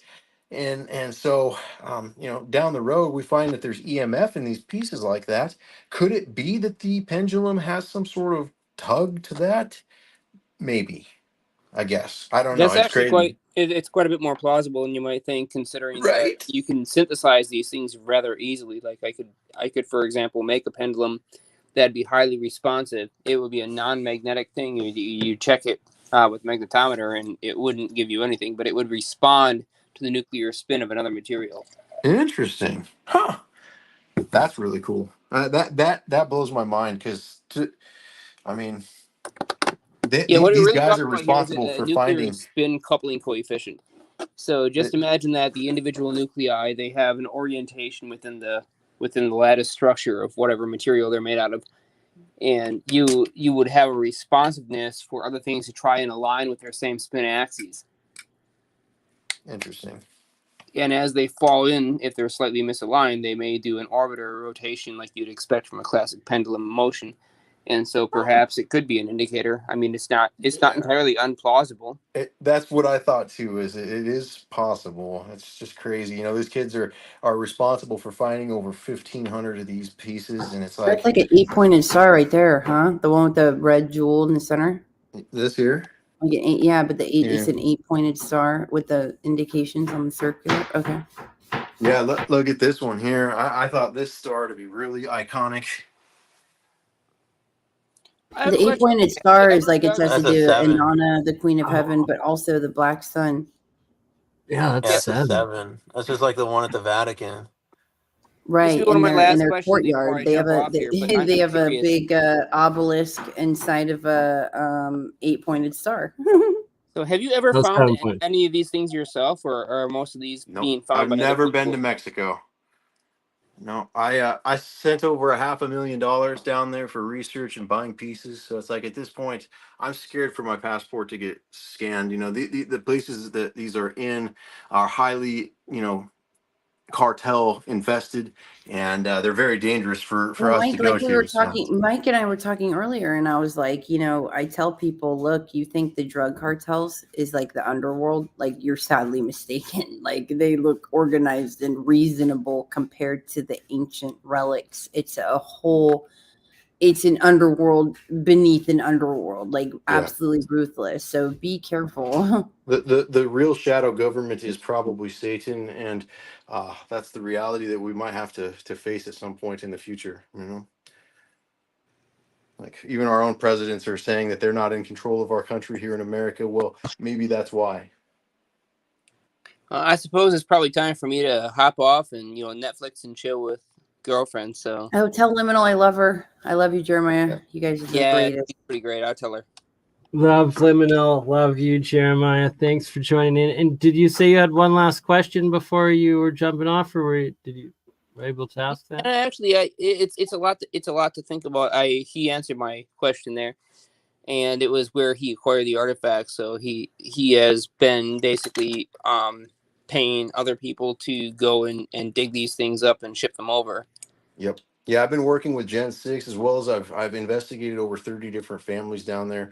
I've offered money to get custom pieces made. I tried to trip them up somehow, to put them against each other. I've offered many different things to try to figure out a way to get them to slip up. And everybody's story in multiple localities all matches exactly, which is really uncommon for people that are competing against each other to sell me a product, that they're working together on the same story. It just doesn't add up, right? Right, exactly. Because that would be the immediate thought is, okay, so he's not been there and personally dug these things up, so maybe he's getting tricked somehow potentially to get these That's things. why the Gen 6 documentary that he's showing is so invaluable, because this is exactly what I would do if I was down there trying to do this, like I would try to show these in their entirety, and that's exactly what they did. So yeah, you're saying in this video, the 4-hour video, that there's a couple of videos of them starting from scratch the excavation All of them. processes. Yeah, every one of these. You'll see 40 or 50 items pulled out of the ground from multiple locations in Mexico, start to finish, all the way down to the 14-foot level. Yeah, that's pretty. I'm not gonna lie, man. That's definitely like somebody you're put out. There's one exactly like what I have right there. Or it's pretty damn convincing. I'll give it that. Crazy, right? It is. It really leaves somebody wondering if these are real, if these are genuine artifacts, if nobody's pulling one over on somebody. And the only they're using ground penetrating radar there to detect them is what's showing. Well, if these are actual artifacts, if these were not fabricated in modern times based, on what we've had going on with the alien conspiracy BS, right? But if these are actually coming out of the ground like that and they've been there for extended periods of time, then one really has to wonder, basically anything over 200 years old, the characters portrayed in modern times from these, abduction, blah, blah, blah, and big olive shaped eyes kind of characters that we kind of considered modern. But if these are not modern, if they're actually quite old, then it really does demand that we reconsider whether or not such conspiracies may have been grounded in more truth. Yep. Well said. Absolutely. And so 6 hours of testimonials. Well, it's 4 hours of digs, and then there's a few hours of testimonials and interviews with the guys that did it. So. And you sent me a copy of it for free to watch, so I'm going to watch it after this, and we will do another stream after I've watched it the next week or two, and I'll pick out some timestamps to show of the full video to show some more legitimacy behind it. And I can show like a 30-second clip of them starting the dig, and then like a 30-second clip of it ending, and we'll give my own word that I watched the 40 minutes in between of it uncut sort of thing, and we'll go from there. But they keep it moving really well. It's actually quite impressive. It's not just like, oh, okay, we're sitting here watching these men high budget. Bend over all day. Like they really edited it well. There was over 40 hours of footage, and they got it down to 4, and they did really, really well. Yeah, there's only one way to find out. I mean, it's an investigation that needs to happen, and Yep, agreed. it's certainly something that, man, I'm having trouble It's deciding intriguing. one way or the other, realistically, because I don't have enough data. Only real science, real hard science, is going Please. to give us the answer, and that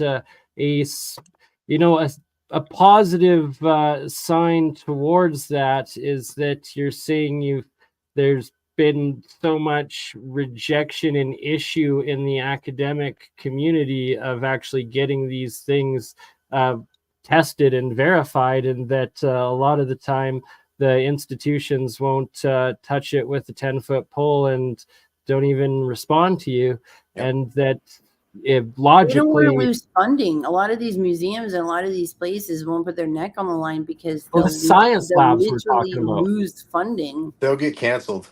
Mm-hmm. Just like Nassim Harriman, when he came out with Klaus Dona, he got canceled for years. Wait, I'm Nassim shocked by that. didn't- Like him and Braden, like what is the NDA with? You guys are saying it's Gaia. Is it really Well, Gaia? okay, Do so you know that? supposedly Taurus Tech is where the NDA is actually held through, and Taurus Tech is being funded by Gaia, I believe.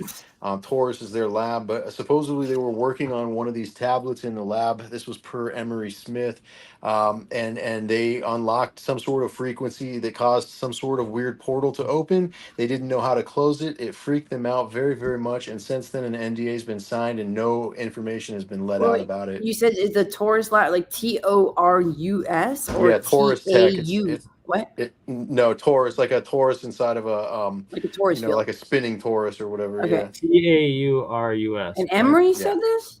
Yeah, Well, yeah, not to shoot. me directly, but to a very close colleague. I've tried to reach out to Emery multiple times and he won't respond. Well, I wish I knew this before I was in Vegas with him. Yeah, I know, I heard you mention the Bit name of a earlier. I was like, oh, controversial small world. figure out. Have you ever seen this spot, Mike? Yeah, So I've seen a video where like It's this fake. cord here, it's fake, where they yeah, where they jackhammer go into down the this. long stairwell and then all of a sudden at the end there's pieces like, actually my piece Yeah, is it's in that video. I could tell it was edited, and it looked like it Yep, was this, like this piece right here is in that video, and it's mine, and that's my footage, and yeah, I noticed that, but no, But that's the multiple videos. jackhammering of it open though, is that legit? And do you know where this location is in Mexico? Like, can we? I've heard that inquire that's in Peru, near is it Pumapunku? No, I can't remember the Pumapunku. name of it there. Yeah, Saskatchewan. yeah, Cusco down in Peru. Cusco Yeah, there. yeah. Graham Hancock's in Peru right now. Peru's definitely a whole another rabbit hole of information on this stuff. Like there's a lot of stuff being covered there as well. Oh, it I is. know I have a guy down there that has over 60 artifacts with gold and similar depictions to what I have. Ooh, that Gilgamesh. Ooh. Yeah, the Yeah. Gilgamesh. I wonder if that's and, real. Yeah. Nimrod. Well, I've actually found. I heard that in the over here- 70s they started taking, like, what they did was they had taken these, they had these ancient people like what you're looking at right here, these ancient beings that were buried. Like They flesh. got their DNA, and then they started implementing in the really psychic women and making certain projects out of them, like, Yep. and you know. That's what it says in the Bible, even that the angels came down, or the God's children came down and mated with the women because they were fair. That's in Genesis chapter 6. And I mean, Yep. that's crazy. So, Where's the children, you know? from the videos I've analyzed of these Gilgamesh, Nimrod, supposed fleshy mummies, I've actually found remaining over 8 of different king corpses of these, and the 2 bigger ones that appeared to be 12 to 15 feet in height and just decked out in gold from toe to crown on top, like full golden armor. Those 2 have been expunged, and I have not been able to find a video or photo of them online in the last 10 plus years. But the ones that are remaining are short clips of like 1 to 2 minute clips of each one of these places, the tombs being entered and whatnot. But when I originally saw these videos 10 to 20 years ago, when they first came out, that they were all 20 to 45-minute long videos. And Carmen Bolter, RIP to her, Ooh, but look at that. she had also published one of these oh my goodness, tombs that they entered, and she found in Egypt that was identical, and it was gold artifacts just littered, like you couldn't walk because it was like 3 feet of piled up just golden everything. And just, it was mind blowing. And then the tomb of these fleshy, supposed mummified deity king demigods that they seem identical to the reports of the fleshy mummified king queens in China that they've also recovered. Interesting. They do almost seem like they're in a suspended animation state. But that was a little off topic. Back to these artifacts, and that they have the, like, that's alchemical symbols, pictographic language. Like, that looks like technology, instructions. It's the technological aspect that I really wanted to focus on going forward. But for tonight, I'm going to have to jump off here. Jeremiah, don't go. We need you. I gotta go. Yeah, I'm gonna watch this video that she pulled up here. Coldplay, the scientist. Liminal just rolled up. Oh, I would go too.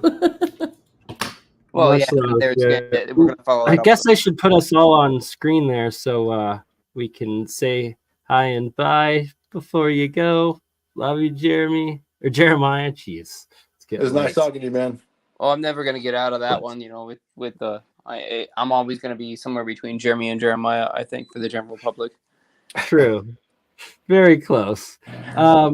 But yeah, so this one here, I believe, is like 1.5 meters in height. It's a giant emerald tablet, and there's like a whole bunch of them this size. Just we've documented probably 40 of those tablets, and so I believe to say that they might be false. Right, so that's what I was thinking, is these ones could potentially be frauds. Yeah. You know why?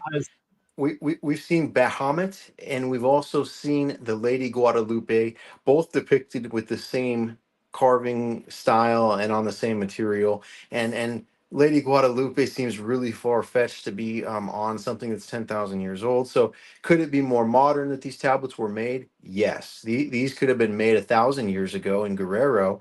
And that's something that we are finding, is some of these pieces are only 1,000 years old. Like with this one, so you're saying this is a duplication of that one. With the other one that we were talking about is in the British Museum, of the timeline of like indicating what was going on in the sky. Like the duplication, is that what you're saying? No. In terms of just someone made it modernly to depict that, or more modernly than 10,000 years ago, due to the depictions of Bahamut and Bahamut was only wrote about, like, I think it was in the 1400s or the 1700s, and then Lady Guadalupe, I think, was it may be in a similar era, but nowhere near 10,000. Right, and also in these giant emerald tablet ones, I've seen a couple with like mermaids depicted in them and some other questionable things where it's just like they're completely different in style. But like you said, it could be much later civilization because they are from a different area, or different tribe. They could be potential fakes and frauds, right? Like inevitably there will be fakes and frauds made and added into the overall market and sale and process, but the ones that are all identical or parallel in the manufacture, the materials, the inscription style, the different pictographic language inscriptions in it, and the stories that are in them. They're all from the exact same areas and would be the ones that are most likely legitimate. Yep. Yeah, it's really interesting. You know, I think that Whoa, is that a pig? This that is a pig India. right No, this is India, but look at how similar that is to some Okay. of these guys, right? Oh, and oh, sorry, one last time with Nimrod. the Gilgamesh. Oh my God, forgot the other one's name. Whoever Nimrod. these Nimrod, yeah, whatever they could be. That look at this tomb is completely encased in gold. Sexy. Gilgamesh looks sexy. Yeah, hey Stash. And I've what gotta is go. this gold So- box with all the gems? what's crazy Oh, you with still that here, box Jim? too Yeah. Much is love, it kind bud. of looks similar to a So Tula box. I'm gonna have to jump off here, but thanks for the show. Thanks for coming on. It was really Jeremiah, interesting. come on, look at Gilgamesh. Come on. It's really interesting to take a look at the artifacts. This is something that I'd want to do on a private call. You know, maybe just go over the collection and take a look at some specific pieces that happen to possess properties that we were looking for. So that's something that we'll do privately at another time. But for now, I'm going to jump off here and Fair enough. wish brother. you all Thanks the for best. joining. Absolutely. Anytime, man. Have a good night. You too. Take And it easy, everyone. you as well, brother. And glad that we got one step closer from those gotta be fake, get a scam, to hey, I'm a little bit interested and let's investigate them a little more. Well, I only have as much information as Alien Carvings has, right? So that's I think both of us want the answers and the truth on that.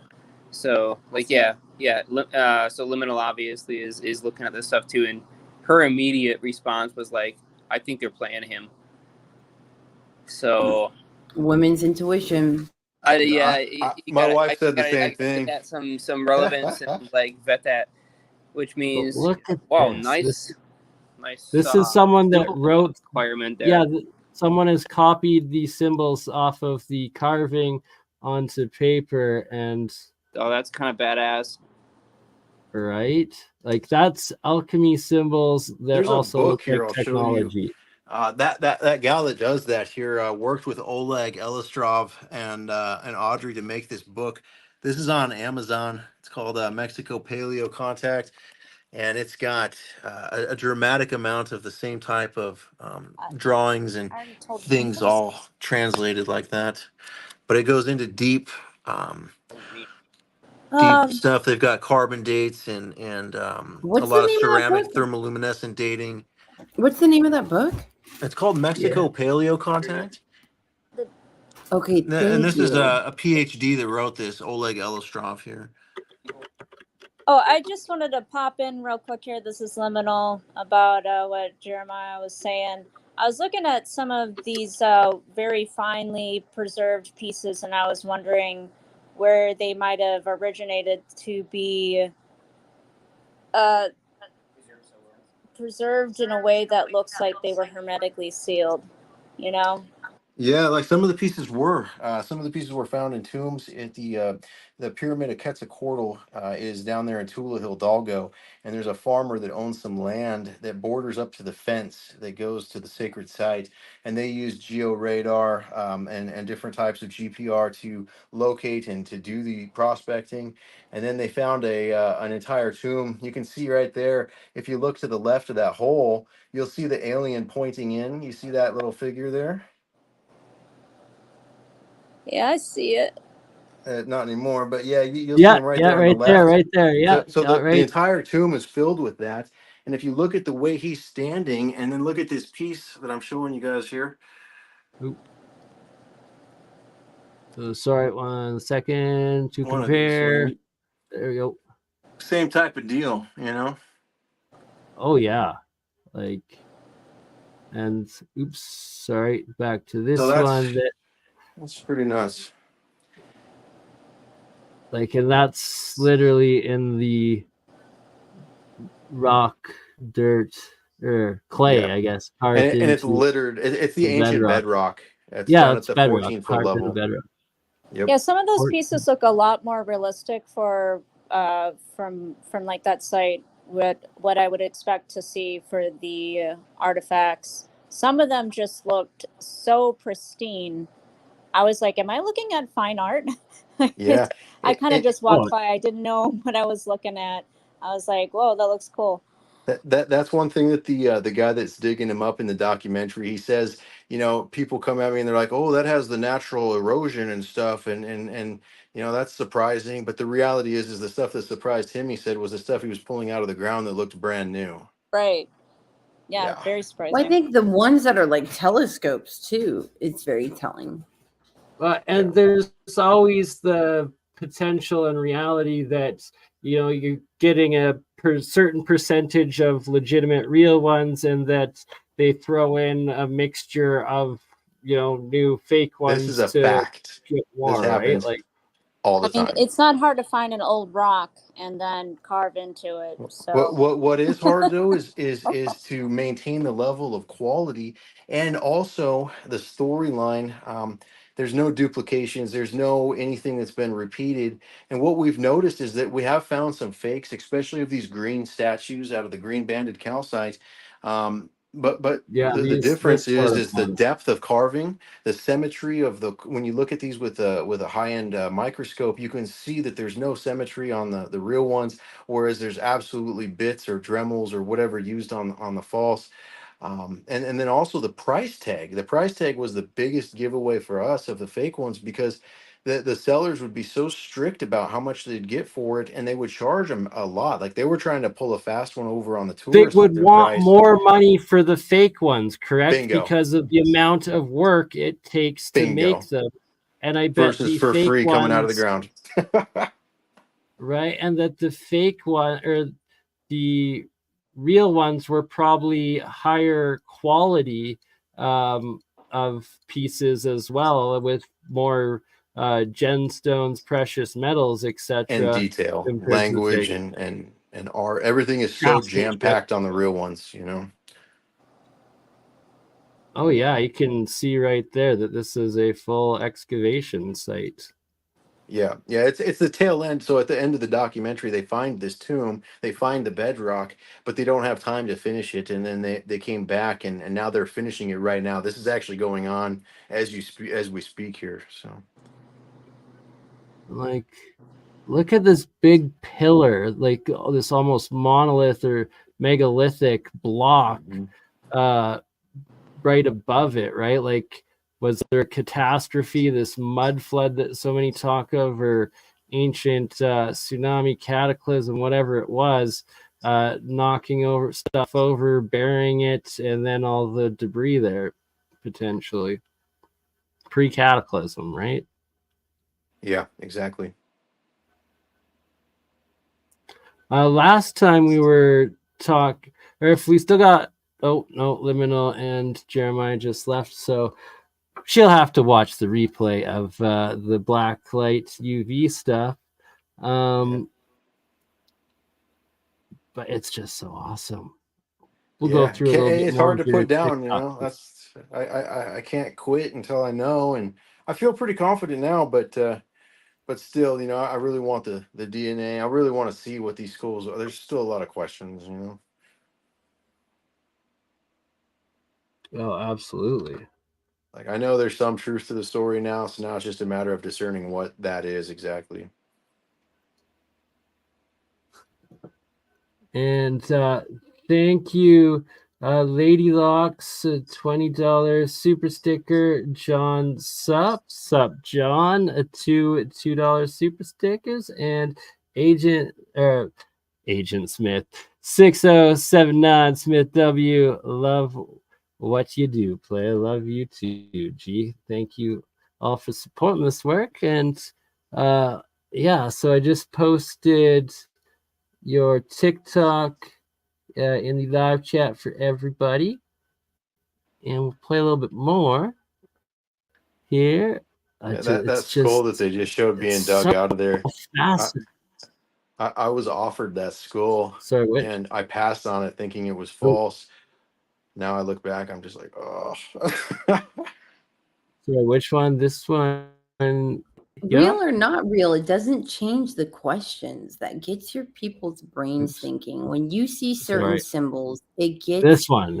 Certain things that are activated within you just by looking at it. That's why I'm like really curious about the symbols and this language that are on some of these relics of what you have, because it's important. Agreed.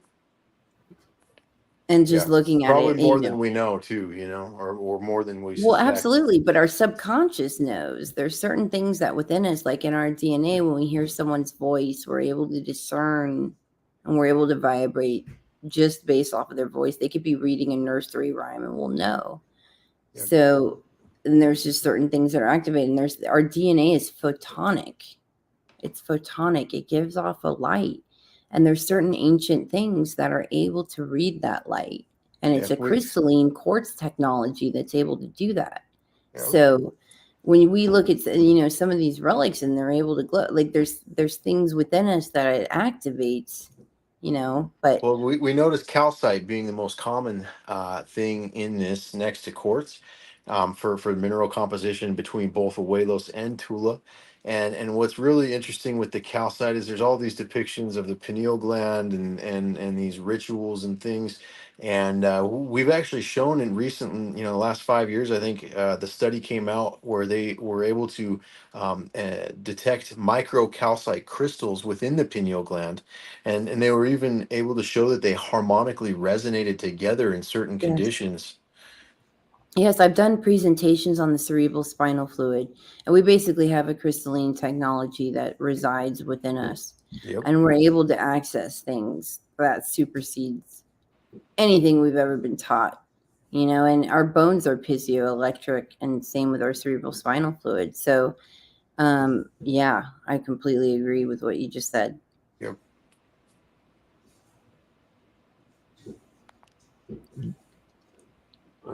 That's just so fascinating. So these are clips up on your TikTok from the that's the skull there. The J6. But these are clips taken from that documentary. Yep. Gen 6. I'll be posting more over the next few days too. I'm trying to help them promote it. So. Whoa, that right there, that skull. Whoa. That's the one I passed on. I mean, it looks that's so the one you brand passed new. on? Yeah. What made you want to pass on it? The teeth? It just looks so modern. In terms, it does look like a sugar skull. It does look like the sugar skull. I had a hard time buying it. But it's a solid calcite. It's not quartz. It's calcite. It glows red, and and it's legit. And I messed up on that deal. I could have got it for like $1,500. It's like 40 pounds. Look at that thing. And calcite that glows red. And yeah, like you can see them accidentally breaking. Wait, the calcite you said glows red? Yeah. Interesting. I can show you an example here. There's so many people that have been. Hang on. Turn this off. There's a lot of bodies that have been found, and then they do the autopsy on it, and it's cinnabar, and it's like, wait, what did they ingest? They ingest. Oh, what is that? What? So some parts glowing green, others red simultaneously in the same piece. Yep.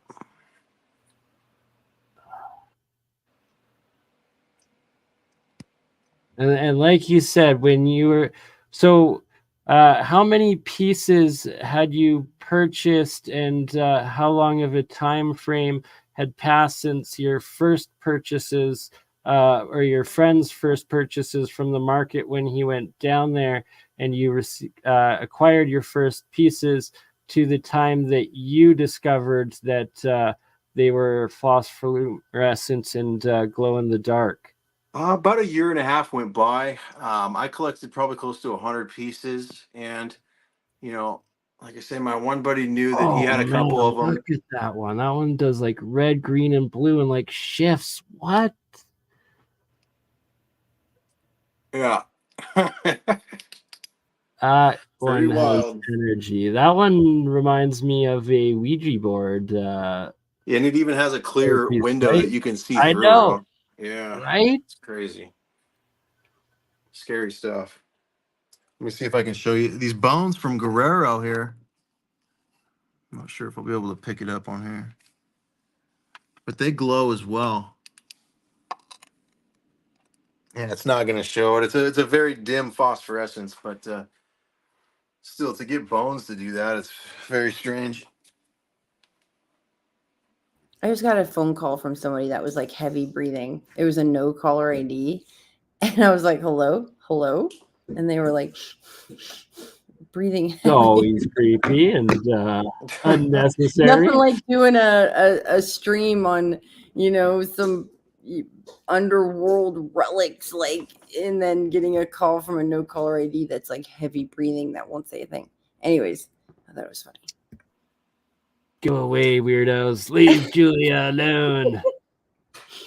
It's crazy. There's like gold inlay on the stone on this piece here as well.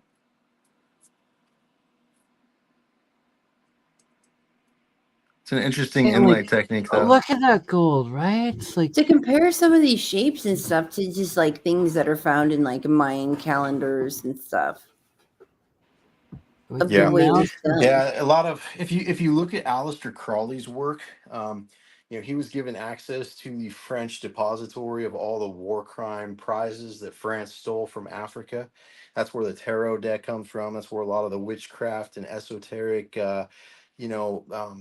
occult information was released and translated from was Aleister Crowley, and he has some really interesting things to do with this topic. He has a Yeah, I book. mean his like whole thing about like he's come across this information saying like, look, the gods want 14-year-old blue-eyed boys. That's very, and he's kicked out of Sicily and the It's a elder. story. What? It's a story for sure. But he grew up highly Christian. Yep. Now I think there's The truth in monolith. Wait, everywhere. is there any symbols on the monolith right there? Which this thing? Yes. Whoa. What about on the bottom? Okay. Interesting. And there's This like is a an interesting Vesica. one here. No, the Vesica Pisces, everything that I'm shown, like the Taurus field here, the Vesica Pisces. That's why I started a movement. Or no, one day I will start a movement of the Vesica Pisces. They're like, is it flat? Is it round? I'm like, it's Vesica Pisces. Okay. It's Vesica Pisces. That's all you need to know. It's a Taurus field. Yeah, the Taurus is a really powerful thing. Nassim goes really deep on it. I've taken a couple master classes just trying to get question and answers with him. And Oh, I came across him in like 2019. He was at the Conscious Life Expo. I'm surprised he didn't. I'm really surprised that Braden and him won it. I mean, that's why I was very curious to find out like what NDA did they sign for? Like what kind of what? Like they really? Because I mean, Braden gets like at least 13 grand for every, at least minimal, like 13 grand for every appearance he makes. Jeez, that's impressive. No doubt. I don't even think he's like PhD level. Nassim has a PhD. Do you feel like this is Mayan? No, this outdates Mayan by 5. This is where the Mayans got their astrological stuff from, though, probably. More likely the Olmec and you're saying Toltec and in the Toltec area? Yeah, the predecessors to the Toltec, essentially. So Tula is the Toltec capital. It's the death city, and that's where the gates of hell are supposedly located, And which is Toltec? interesting. Wait. And the gates of hell are where? In the Tula, in the city of death. Tula, Tulla. No, just Tula, Tula Hidalgo. Yeah, that's also where the story of the Atlantean guardians that stand on top of the pyramid of Quetzalcoatl are as well. So it's a lot of demonic, hellish things coupled with Atlantis type things What I was very curious in about the is area. how did they choose their sacrifices? How did they choose? Well, they played games, and some, there was gladiator type Like games where the soccer losers matches, would, right? would be the sacrifice. Um, My but yeah, guess is the same way Epstein did. Just kidding. What's crazy is like, all these sacrifices. Well, it's like, so people were sacrificing to the gods. That's what it says in our history books, right? Well, were they sacrificing to the gods because the gods were actually these things there and they ate the humans, like it says? Or is this, I mean, is this why we have that whole satanic cult Luciferian, child trafficking thing, like you said, with Epstein? I mean, is this where this comes to? And that's why it's being covered up as well? I mean, very possible. Right. Because it One is the elite of the elite involved, and it's a cover up like no other.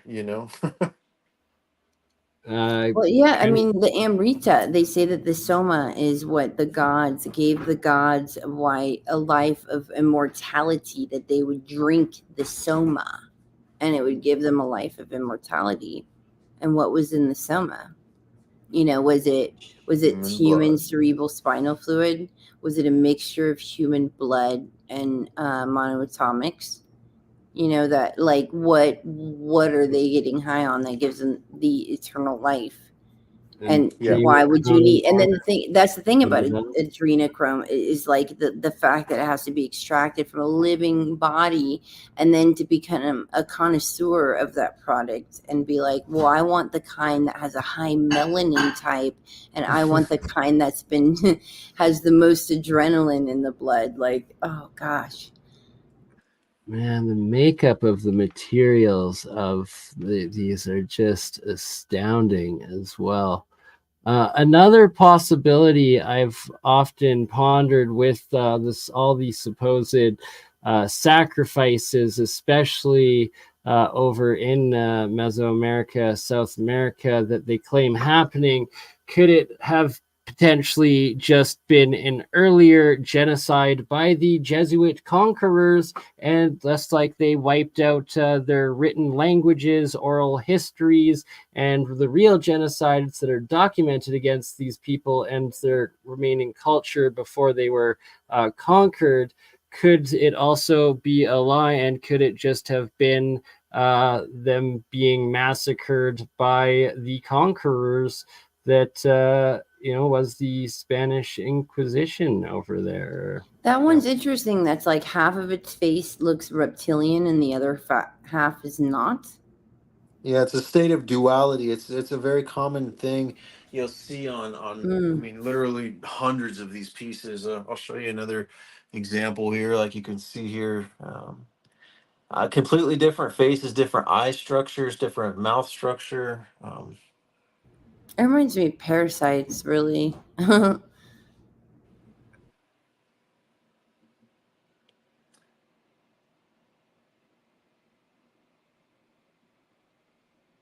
But you see this symbol here, the sickle, I believe it is. Um, the sickle and the bird, I think, is for Enlil, and this would be Enki, maybe over here.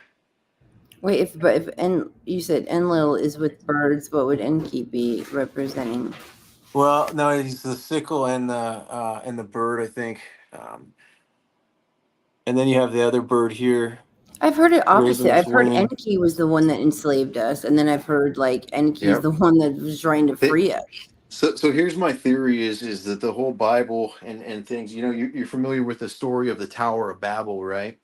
Correct. Well, supposedly Enlil, was gone, and Enlil was the master Satan of the Garden of Eden, which was in Africa, and that's where they were mining gold. That's why there's all these ancient gold mines in Africa that we don't know who made it, right? And so that was Enlil's thing. He developed us. They did genetic manipulation. They created a species to be able to perform the tasks that he wanted. He was their god. He told everybody that he was the one and only Yote Vote.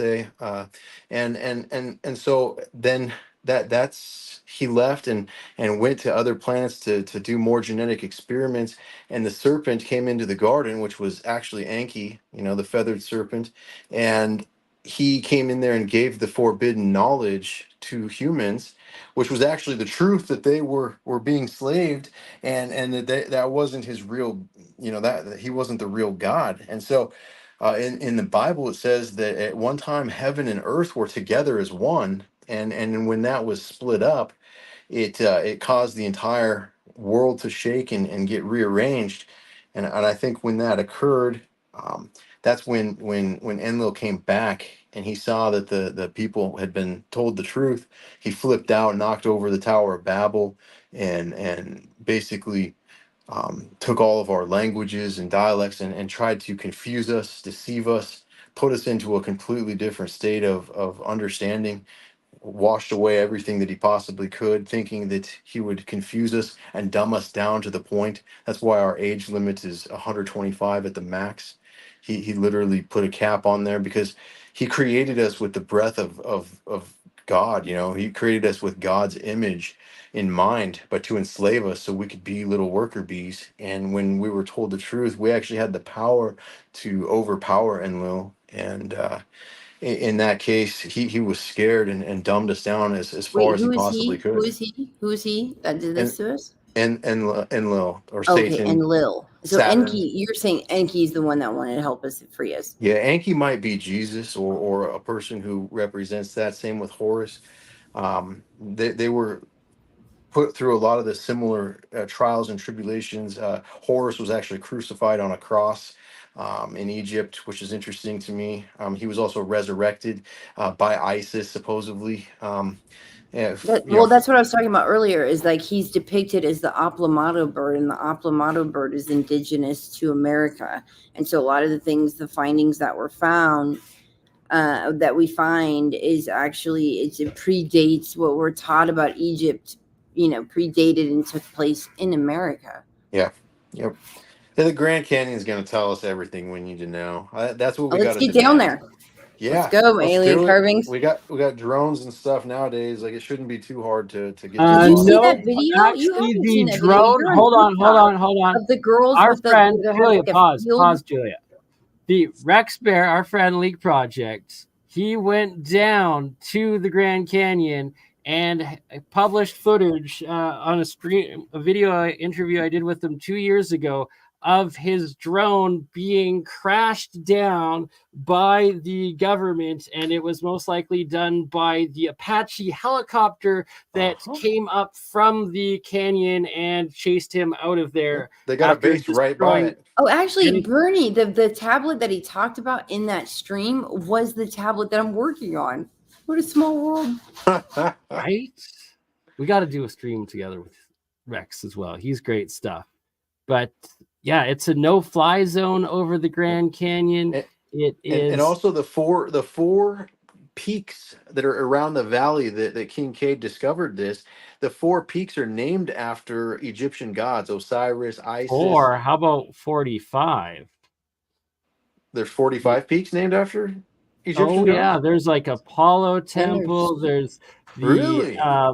Ottoman Amphitheater. There's the Buddha Temple. There's the Tower. There's of even a Ra. Sheba and a Solomon Temple. There's the Solomon Solomon's Temple is in. That's the actually Grand right Canyon. by the Isis one. The Sheba one's right by the Isis one. Interesting. I don't think that's an accident. Like why would they name that? And I've never been able to find an explanation of why. Like, why would they do that? Unless it's the real valley and city of the old gods, right? Yeah, I'm pretty sure that's what it is, man. It's crazy to have that kind of The possible entrance. Well, the acknowledgement. thing is, to me, what I'm more enthralled by is the entrance of what you're entering into, and the levels beneath that, and what that indicates, and what that means, because there's a whole world within worlds beneath Yep. there, and that's what they don't want you to discover. I agree. Absolutely, right? The underground cities and layers, like the legends of the ant people. Yeah, the imagine if reptilians, people the knew, like, there was a Necrons, heaven the beneath. Imagine if people knew there was a heaven beneath 3 layers of hell. Like, how would they be living here? As Would they above, so be below. partaking in evils? Would they be doing that knowing, hey, my behavior here affects where I go to next? So, hey, you know what I mean? Like, it's like a battle of souls. Yeah. A war over the souls. Absolutely, the spiritual war ongoing for the control of your brains and your thoughts. It is constant. I quickly gonna just take a leak. I will be right back, but for a couple of minutes, Mike, do you want to discuss your philosophy and feeling of these artifacts? Like, originally when you talked, you stated that you don't believe necessarily that they're alien, but that they're more potential like demigod, god, angelic, demon sort of things. Yeah. Or Yeah.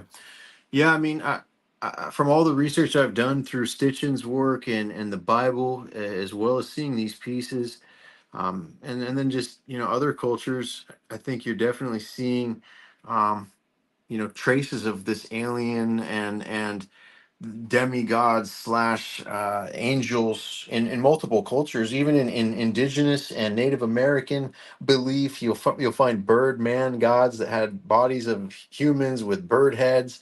I mean, to think that Native Americans could come up with this, and Egyptians could come up with this, and Sumerians could come up with this is really hard to believe. That they would all pick a bird man god that resembled one another to some extent. And so yeah, I mean, it seems to be that there's absolutely a story, and I mean, if that's the case, that we were all deceived after the tower fell, and all of our languages, we were pitted to be put against each other because our true power left untapped would be detrimental to whoever was trying to keep us a slave. It's always appeared to me that there's been this evil. It doesn't matter where you go. You can look at Nazi Germany. You can look at Egypt, the Exodus. You can look at Babylon, Greek history, Roman history. Everywhere you go, there is so much corruption and war. And I always asked myself as a kid, like, what the heck are these people fighting over? And my mom would always tell me, or my teacher would always tell me, well, it's over religion, right?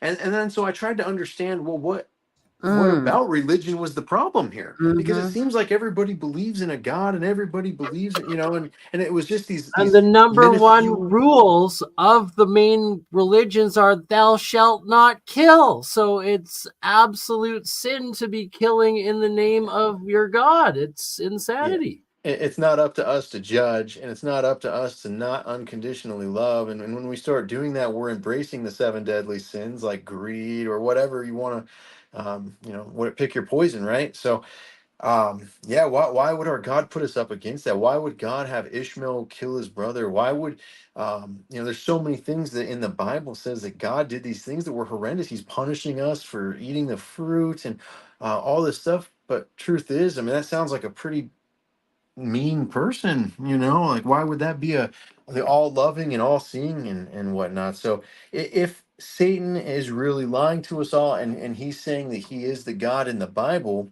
and that there really is a God above that, I think that might be the bigger picture, is that all the religions have the truth in terms of that there is a God and that there's this story. But where the timelines meet is something that all religions have been black-faced, or not black, excuse me, um, what's a good word for it? Um, just completely Silence. yeah, Like, silence. the thing Or is like, that's where it's like, you guys just quiet down. Like, yeah, go into your own mind. That's what I speak about. Like your cerebral spinal fluid is photonic. Your DNA in 1 gram of DNA holds 455 exabytes of data. That's a lot of data. That's a lot of information. The answers are inside of us, you guys. Yep. And The that's what was divinity is the big within. deception. The big deception is that you need this middleman, this priest with a big hat or Yep. whatever the heck, and that you need him to come down and tell you what and be the middleman between you and God. No, you have this magical fluid that's inside of you. You have a pineal gland, and even just the way that your blood flow streams in your heart. Your heart doesn't stream; it's just one flow of a straight river of blood just flowing through it. No, it has 2 spirals, 2 individual axes, that 2 streams that are spinning around a 3rd ventricle, just like your cerebral spinal fluid.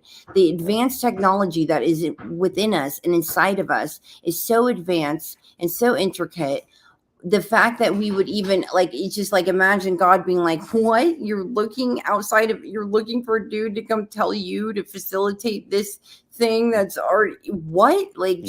Putting his head down. It is inside of us.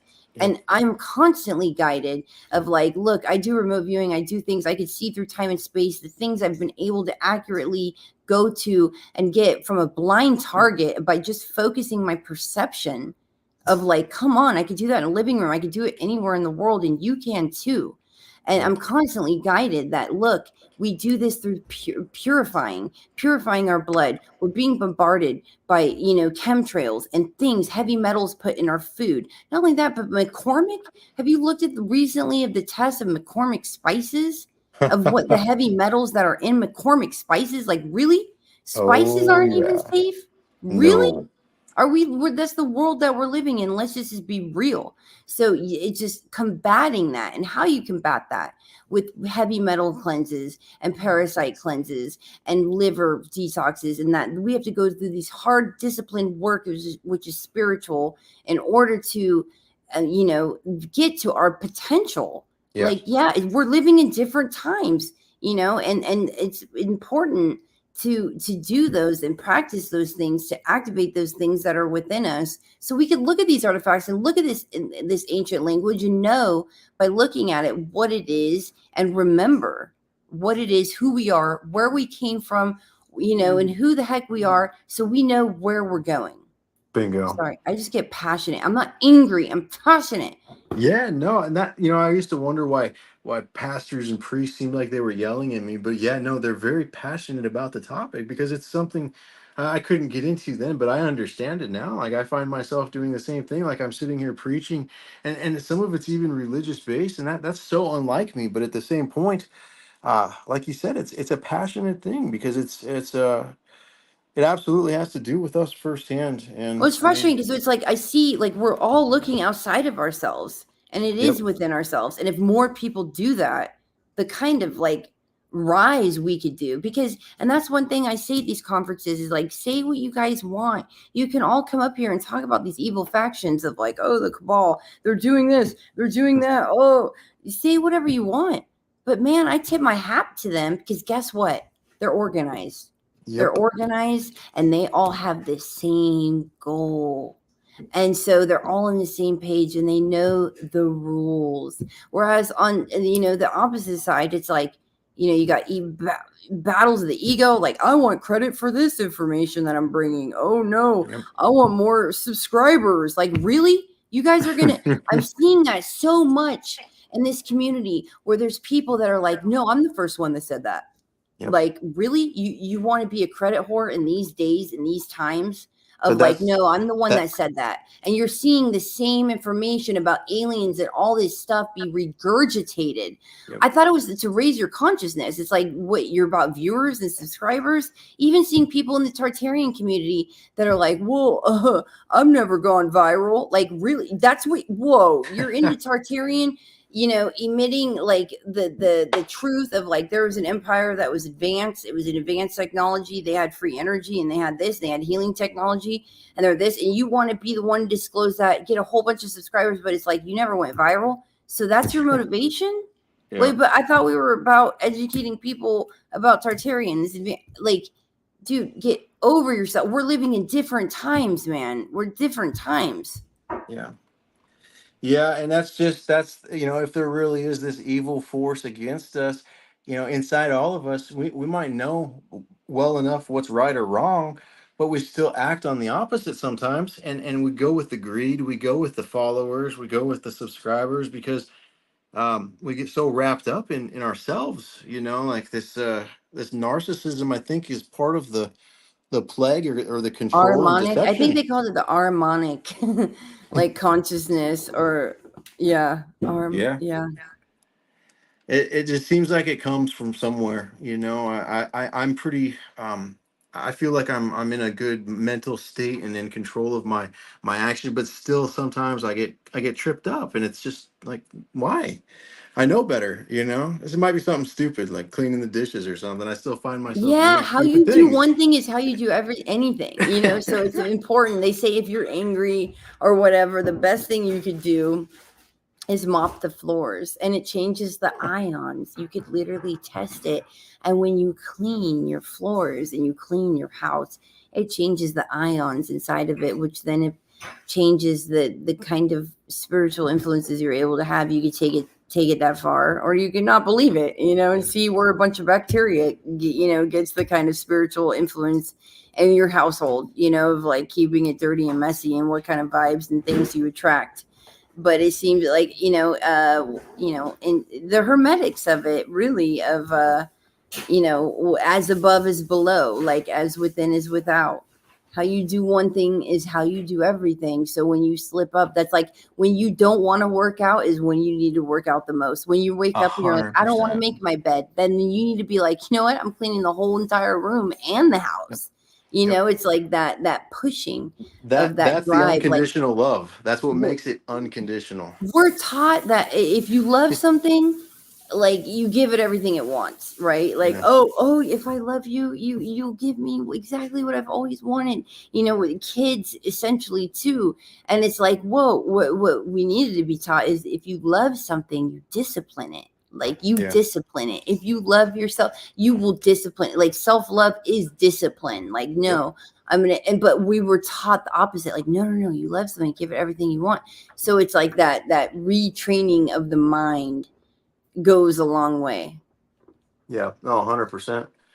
Yeah, there's a book called the Pistis Sophia. It was actually an ancient parchment or a papyrus found in Egypt, and it wasn't translated until part of it was translated in the 1800s into Latin, and the Catholic Church as well as the Greek Church, they honored the finding, and it's in their library today. But it wasn't fully transferred, all three of them, until J.J. Hurtak and his wife Desiree did it in the 1970s. And I read this book, and it's Jesus's words to his disciples, and back to the whole religious topic or the spiritual philosophy. The story of Jesus is an interesting one because it kind of like goes against the whole thing, and he came to deliver us, the truth, and to where we didn't have to go to a priest. Like, he gave us the one-on-one relationship with God. He taught us to unconditionally love, etc., etc. And so it's almost like he really is undoing the devil's work, and the stuff about our enslavement here is plausible based on his teachings alone, and what he taught his disciples is excerpted from the Bible. It's not even really, it's notarized. Like I say, it's in their library, but they don't honor what it says. And if you read that book, it talks about bird-headed beings in heaven. It talks about the fallen angels. It talks about so many things that What Jesus book is gives. that? It's called the Pistis Sophia. Pistis Sophia. And Yeah. okay. I'm really fascinated by the information saying that, like, he was known as Izzy throughout India, and that Jesus had children, and that is absolutely fascinating. Of like, where then you're talking bloodlines and evidence of that, and like, is he, and then even looking into certain documentation of like, look, he looked like this, and there are depictions of like where he looked more Arabic, or his skin was a little darker, and that he visited certain sites in India and throughout, and that he was married and had children. Yeah, You know, there's a yeah. The bloodline. Gospel of Mary is really important too. It goes into pretty extensive detail, and it's not something that's really respected by the church either. Of all things, it's kind of crazy. And they say Mary was like that her grandfather was a Egyptian pharaoh or some type of Interesting. royalty. Huh. Luke actually, Ancient Historia speaks of Mary's lineage, but that's a good one. But Interesting. I know you spoke of Zachariah Sitchin, and Oh yeah. Zachariah Sitchin never actually translated any Sumerian himself. It's all Well, based on a man that did it in, what was it, 1892? yeah. But that's not completely true. He did have some things, like he went through the translations from that gentleman you're speaking of, but then he also he said that the planet Nibiru wasn't ever translated back then in the 1800s. That this was something that came to him in a dream, and Mm. he created the entire thing because he couldn't figure out some of the untranslated parts and what they meant, and so his thing was, it was the 10th planet Nibiru. Um but what's crazy is maybe that's actually heaven that it's talking about, and maybe it was the Woo! devil that A whole deceived nother him. realm, baby. Yeah, if the devil really did deceive him through dreams and through corruption in that way, through the pineal gland, then maybe the dream was false. Just like Moses was told by God to go pull the Ark of the Covenant. Well, maybe that was Satan saying, "Don't go disconnect heaven and hell and go hide that thing, so we don't have to deal with upstairs anymore." That reminds me of Janice, looking into Janice being the guardian of heaven and hell. The Yeah. gatekeeper, the key holder. With Janice, right? Like, and it's so, your artifacts they tie into so much stuff, and that It can, yeah, like it's it connects a lot of dots, and it's in your face of like, even if for deniers that are like, oh, this is fake, and it's like, really, let's meditate on the symbolism of that, Yeah. Yeah. and Yeah. what that can mean.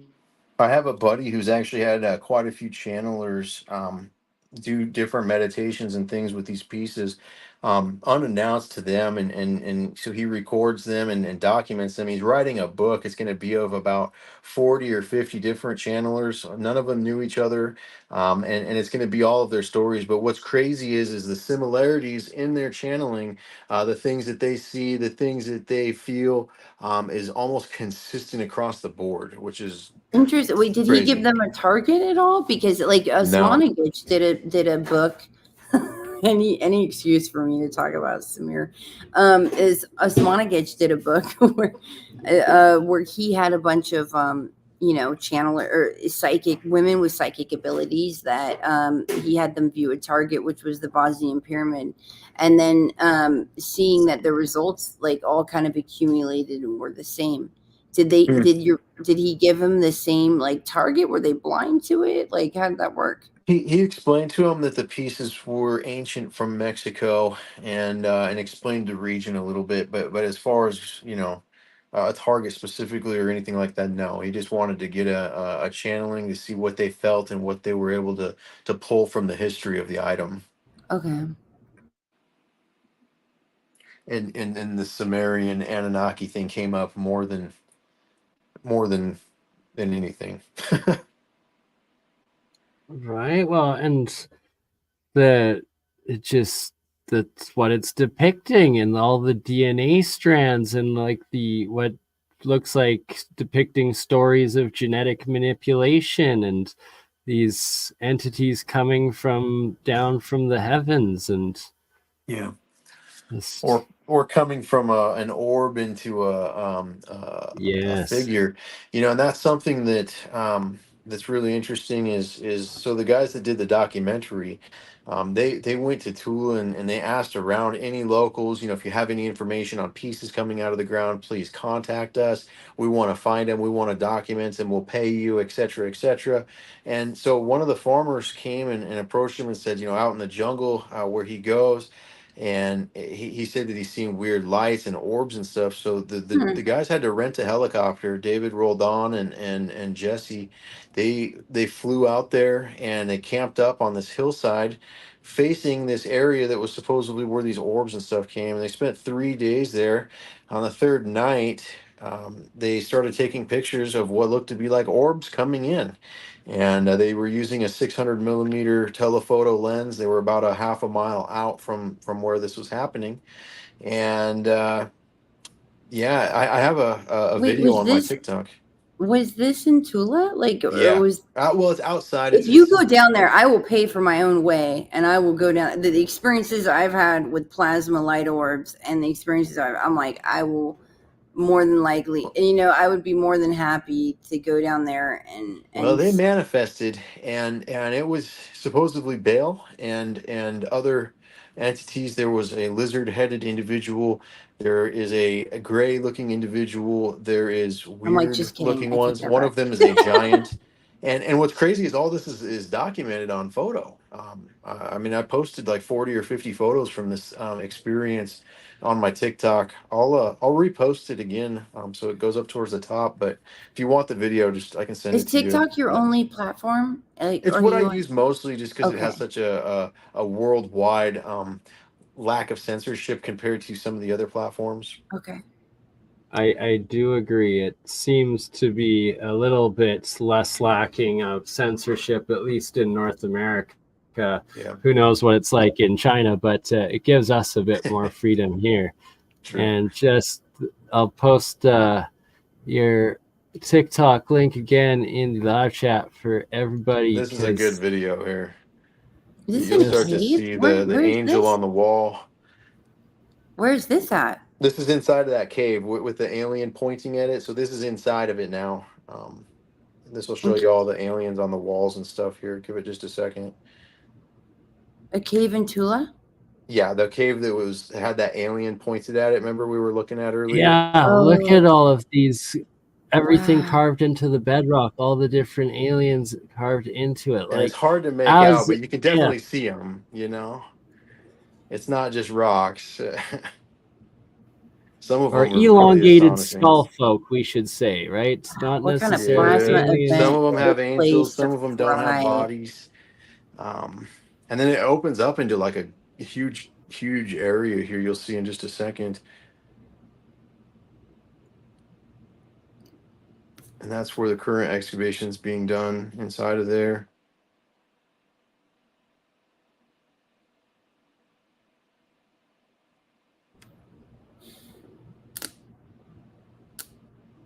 I'd have to be Right, in so- a huge plasma war, electrical war, some pretty crazy. Or sun discharge, or Mhm. yeah. And there's been, you super- guys, there was 22 coronal mass ejections from like up until like the last couple weeks of September. Yeah, I was hearing, and it's only suspicious increasing, and they're theories talk saying about that like, look, we thought it would be much later, but they're saying that the event, it's very hard to determine what the sun is going to do and when it's going to reach here. It's just so erratic. It's so hard to predict. And so they're saying in the middle of next year. Oh, that looks super Egyptian and hieroglyphic right there. Yeah, this is actually a full crystal pyramid. I'll flip it up on its end here in just a second. But this thing glows green and red, and it's completely clear to where you can put something inside of it here, like a light. I put a little LED light in there, and it works as a night light like crazy. What? Yeah, and the top, like that eye has gold inlaid on it, and then the top also has gold inlaid on it as well. Oh my god! And what's crazy is I thought that this had to be like multiple flat pieces like glued together. No, it's out of a single piece of calcite. What? That's carved out of a single piece of calcite. That's so ridiculously difficult. I know, right? That's one of my pride and joys right there. That's probably in the top 3 of my favorite pieces. Ooh, I was gonna say. No.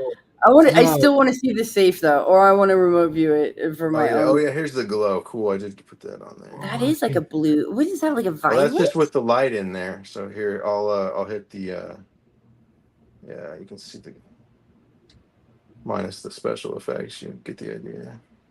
Bernie, your background is like you gotta get Right, I need one of these. A couple of to the beginnings of a long friendship, where eventually I will end up your with background's at feeling least like a a tiny chump. piece of these. Hey man, I don't think I've seen anything more psychedelic than your intro, though, man. That was pretty awesome. That was AI, though. I can't. Perfect. I don't care. I think whatever That's you pretty use epic is pretty for cool. sure. Yeah, that's like a whole new style of animation that I've never seen before. Yeah, I love it. I can't even try to claim responsibility for it. It was actually, I believe, Zerdis that came up Yeah, it with was it. Andreas. Where I got it from. Did you see the video of them in Mexico right now? I Of have him and his not. brother dancing? Oh, it's hilarious. You got to look at the people in the background in the Mexican bar that they're at. It's pretty funny. I was trying to convince him to. We love you, Andreas and join in Brittany. with We love us. you. Right, like we're doing a stream on Mexico. Join in from Mexico. So here you're showing that the black in carving is actually what seems to be phosphorescent and glow. That reminds me of the luciferase enzyme that's in the bioluminescence, and like That's some great. say that are in a Alchemy. certain particular injection some are getting, but that the luciferase enzyme is what causes the Yes. glow. I wonder if that has anything to do with this sort of thing. Well, the fact that it's named after Lucifer probably does. The light bringer, right? The light enzyme bringer. I don't think it's an accident, that's for sure.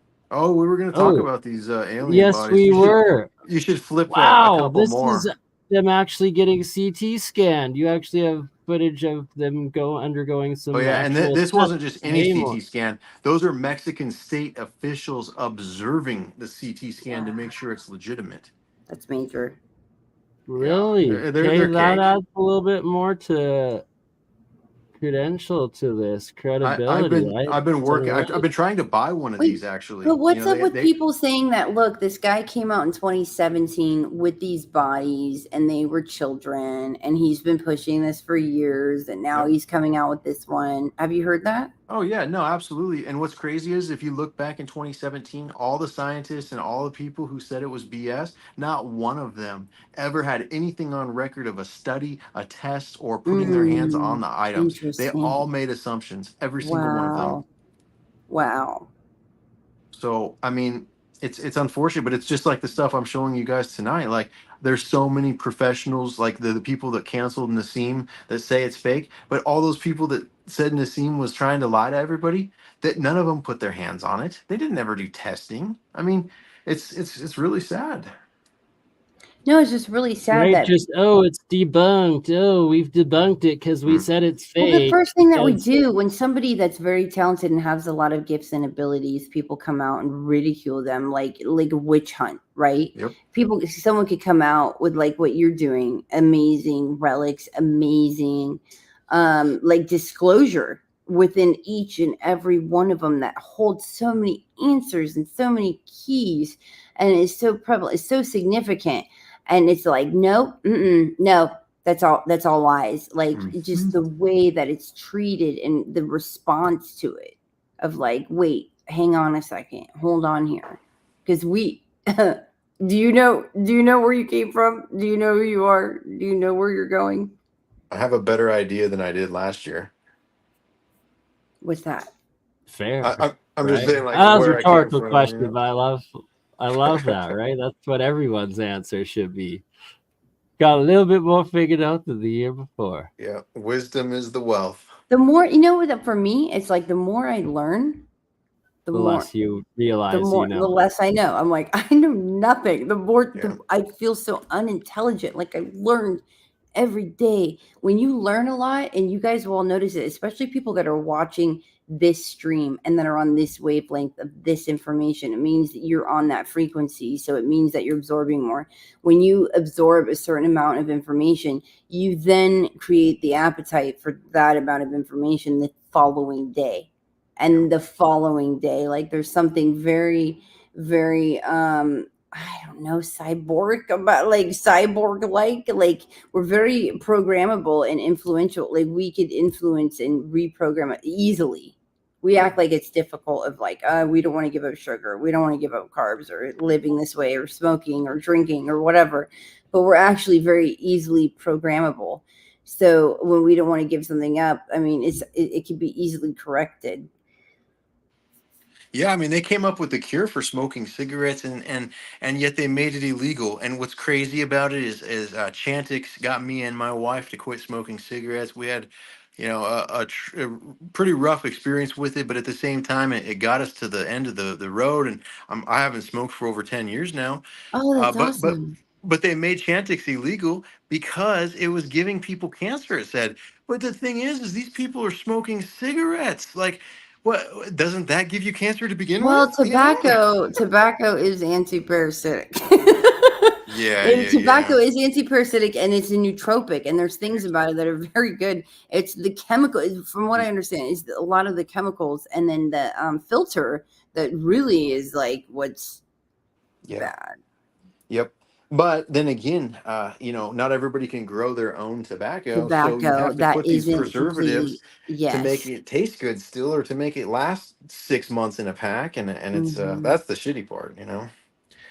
Dude, I love the fact that you guys, he was, all the viewers that are watching, he was born on the summer solstice. Like, to me, that's so significant. Not just him, but his wife as well. Life Like, as Yeah. well, right? that is so Yeah. profound to me. And I she's don't a know. I mean, twin. I was supposed to become an astrologer, go to She's Italy the and become an twin. astrologer at 17. So this is like profound for me. And actually, no accident where I was like, oh, makes total sense. But like he would disclose that, but that is major information right there. Yeah.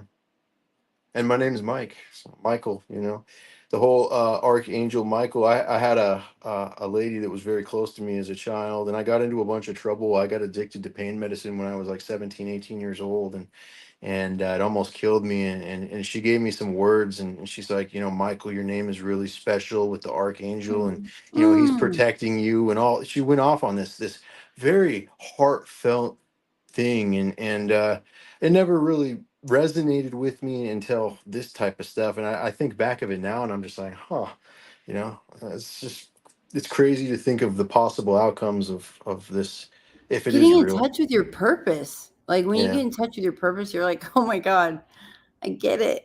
I get it now. Yeah. Right? Connecting to your higher, like what they call Christ consciousness, your higher self, your Yep. Your over eternal self. soul and being. Yeah, that's a good way of putting it. Your over self. I didn't Your come up with your that. I'm higher. just quoting JJ Hertalk, man.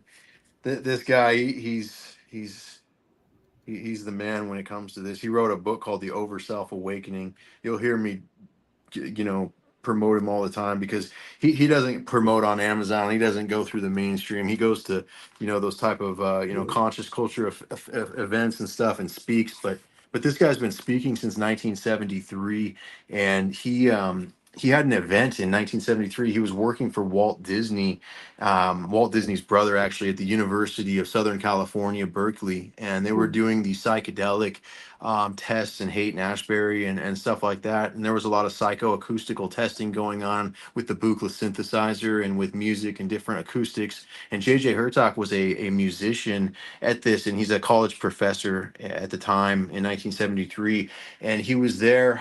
It was 2 days before New Year's, and he disappeared like during a class. Like no one knew Hmm. what happened to him. He was all of a sudden gone, and they were Hmm. doing prayers and meditations and speaking from Hebrew to Sanskrit with this guy from India. He was a famous composer, and JJ explained it that he was enveloped with light around him, and he was approached by the Elohim, and they asked him if he was ready, and he said yes, and the Elohim took him by Merkaba up into multiple levels of dimension and to a place where he was introduced to Enoch, and Enoch gave him a blessing of knowledge, or a garment of knowledge that gave him all this information. And so his wife called in a missing persons report, and 2 days later at their home, the day after New Year's, or maybe 3 days, he shows back up, and he had a glow about him, a physical glow. He was talking in a very high pitched voice, and he kept rattling off about a bunch of religious topics that he's never spoken about prior, and he just had all this knowledge and information. And so he wrote this book called the Book of Knowledge, the Keys of Enoch, and it's actually it's Enoch's gospel, or Enoch's version of the Bible without Hmm. man's muddlement. And if you haven't read it, I highly encourage it, because it's something that's so related to this. I never heard of it before, and I posted a lot of these pictures on Instagram of this language and stuff. And this lady who was a PhD archaeologist wrote me and said that she worked in Saudi Arabia for 14 years under the sheik over there, and he basically told her that she couldn't, tell any of that information, that it was forbidden science, and they put a jinn to follow her. And she reached out to me, and she would only talk on the phone. She blocked me the day after I spoke with her, but she told me that as above, so below, and that I needed to read this book, and that it had the return of the dove, and that all of these pieces had to do with the return of the dove. And I didn't know what the heck it was. It took me a lot of researching, but this guy JJ Hertog, he actually wrote in 1973 where all the pyramids were. The ones in Bosnia that you've spoke about were actually wrote and documented and mapped by JJ Hertog in 1973. And a lot of these pyramids around the world, in fact, I think there's 37 of them that he claimed that there was at that time, including the ones on Mars, none of which had been Really? discovered yet, have now all been discovered with LiDAR or space probes. Ooh, I need ooh. to look Go into that. JJ with your psychic That's insights. fascinating. We need more verification. It's pretty ridiculous. He sells all these audio discs of his lectures from 1973 till now. I have got over like 500 hours of him lecturing, and he goes through every book of the Bible and explains essentially what's wrong with it and how it's supposed to be, based off of the Keys of Enoch. And um, this Keys book has actually, after it came out, they've created two series of these confirmations of the keys, it's called, and they're all these newspaper articles and scientific papers. It's over 1,500 pages of confirmations from this 400-page book. Really? I'm definitely, we gotta do a stream just on that aspect. It's pretty insane. He's something else. That Two is. PhDs, and he speaks over 15 languages fluently. So he actually can. He's laid his hands on the Dead Sea Scrolls as well as the Nag That's what Hammadi I want to text. get to. The Dead Yeah. Sea Scrolls and then all the Essenes information. Yeah, he's translated it all, and like, Yeah. I mean, it's great. That's what I was telling you with that Pistis Sophia book that they translated. It's really just I came across some Pistis Sophia information, but not like not a large data, like that, not a ton of no. data. His in book that. isn't even advertised. If you find his books by searching on Google, it's probably on Amazon or eBay, and they're like $400 for the Book of Damn, Knowledge that's and like stuff. Ashiana Deanne, All you got to Ashiana do Deanne. though, you go to his website. It's keysofenoch.org, and you can buy all that stuff for really inexpensive. Okay. I've actually had friends that go on there because it's limit one per customer, and you can Just sit like there and Walter Russell. Walter Russell's books is like minimum 1,600. That one book, and I want it so bad. Hey, if anybody wants to give me a Walter Russell book, contact You me. and me both. Yeah. Right. To wrap this all up though, or finish it off more, I should say, I will do. Let's do. I want to do a safe one. Can I just request that we come back and do the items within the safe? I'm in. Yeah, I would love that. Up to Mr. Mike though. Even a remote view would be cool. Yeah, I'd But be I down for that understand for if you don't sure. want to show your safe and let's. I'm like, even if you say no, it's okay. We'll still do it. I will bring the pieces out of the safe. I won't take into my garage because it's not really broadcast friendly. But No worries. And if not, then I'll see you hopefully in April with no, all of it. definitely. Yeah, definitely. We'll keep in touch. You can give her my contact information or vice versa or whatnot, and For we'll sure. make I'll it post happen it in for the sure. private chat. Absolutely. And any little final words here, and then I'll just do a quick little presentation on the Grand Canyon. We'll talk about that a little bit to tie it all up.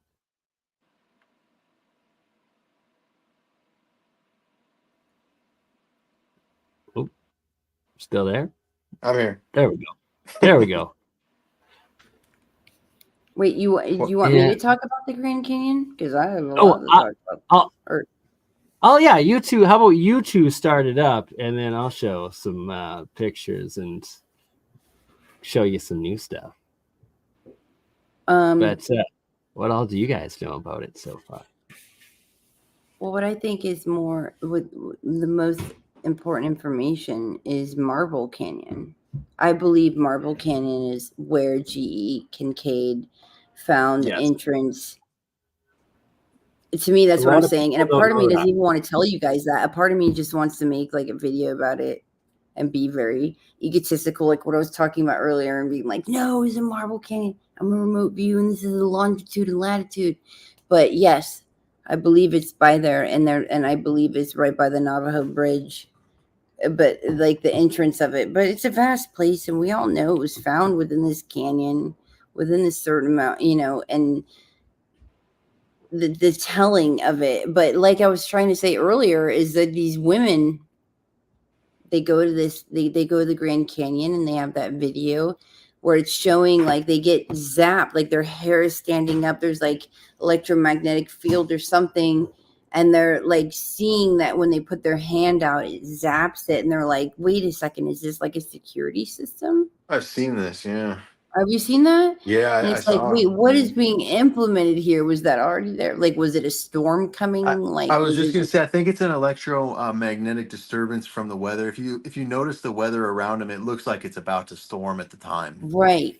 But the fact that you're able to kind of see them put their fingers through, like, whoa, wait, whoa, is it not a storm coming? Like, if it wasn't right on the edge of a cliff, because of the certain structures that are beneath there, does that make it more susceptible to making it appear like it amplifies the energies, right? There's a storm coming and amplifies the energy, so you're going to think it's some kind of electromagnetic fence, like you're a dog, and well, you think about this with the canyon there. If the wind is blowing through the canyon like a channel, it could be a friction thing that's being caused, and so the canyon was going left to right in front of them, and they were standing on the edge, and so it's possible that wall was actually the wind wall creating the friction that made it seem like that. You know what I mean? Or something of that nature. I don't know. I mean, I'm not no weather expert, but that there is some possibility, I think, of that being a natural phenomenon.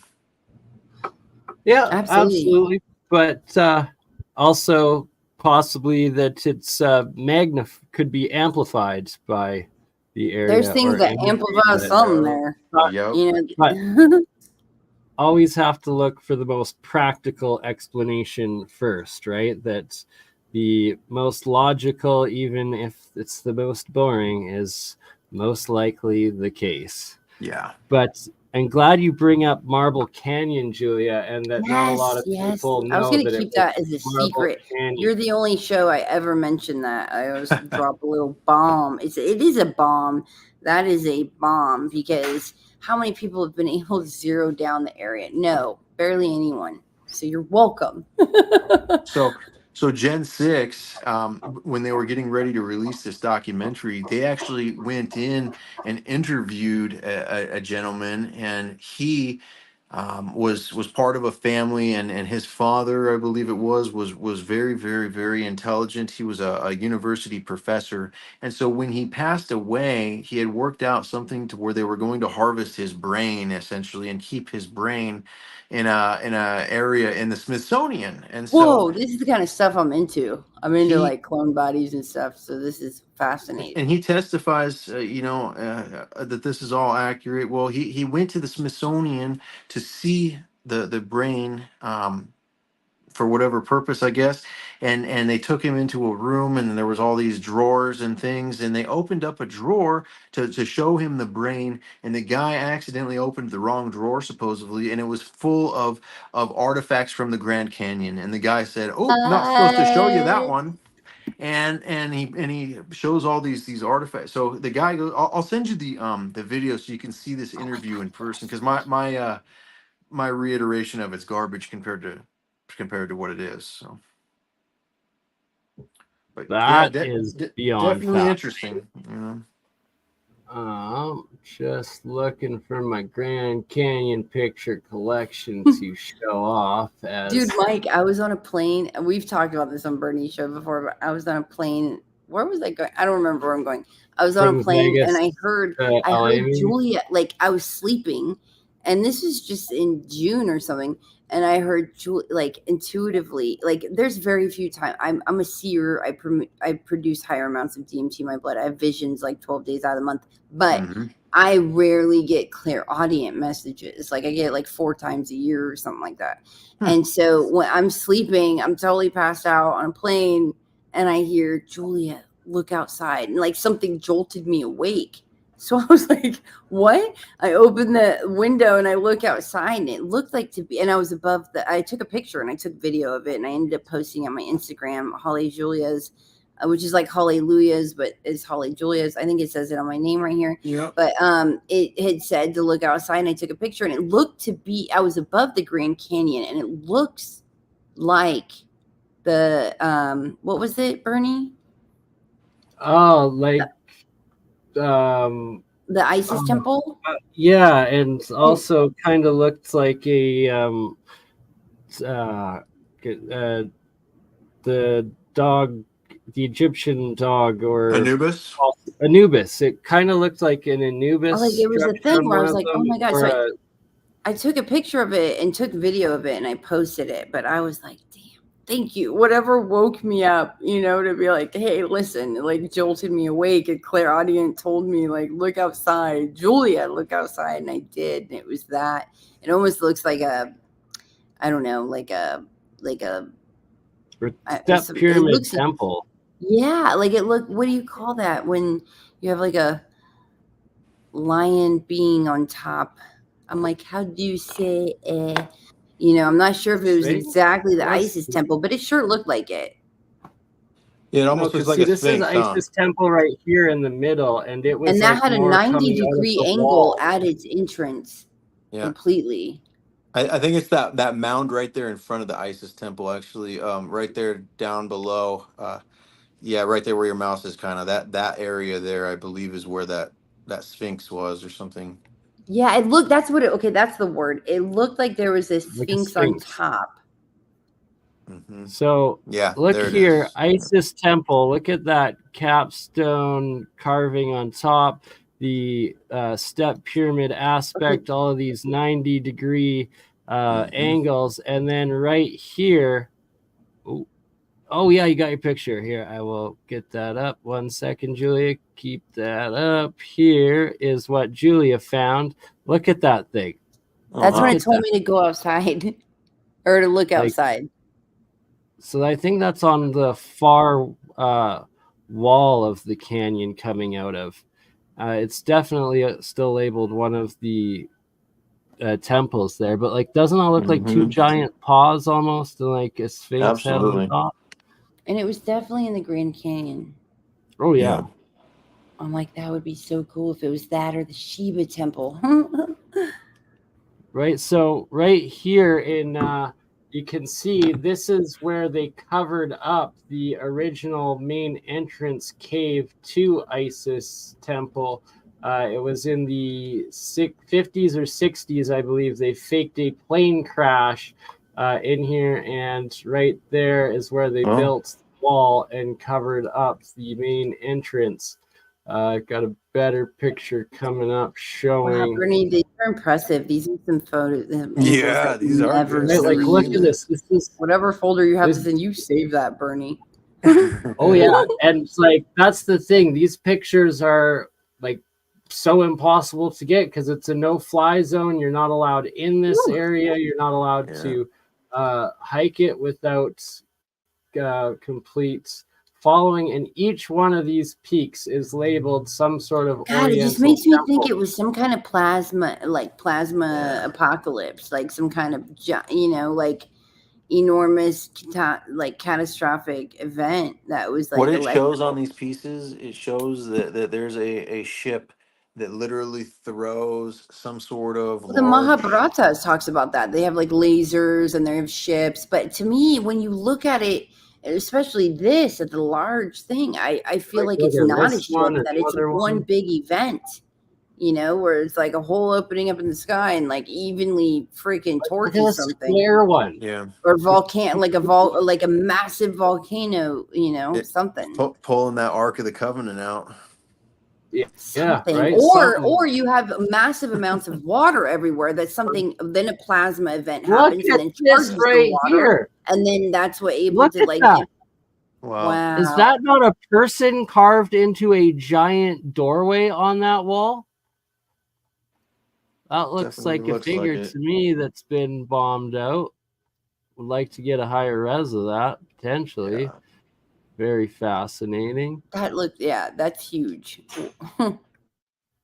And what I believe would have been the case is that this whole area would have been half submerged, and it would have kind of been like a Venice temple or pyramid city sort of thing with abundant water and like a just inland sea-ish, with the top halves sticking out and the bottom half being submerged, obviously.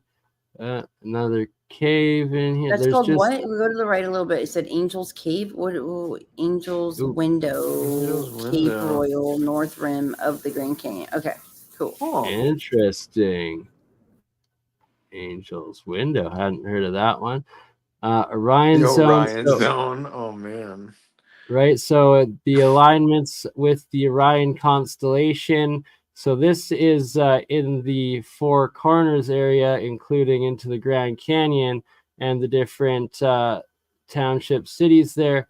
But on a smaller but still macro scale, this is the topographical map of the Grand Canyon Pyramid Complex area. And you can see the alignment of the top peak of each of these temples, each of the mountains / pyramids perfectly aligns with all of the stars in the sky of not just the Orion constellation itself, where the but the ladies other are. major stars in there. Wow. Huh. What is that right there, Bernie, that you just circled? I didn't circle that. It was another someone else that did.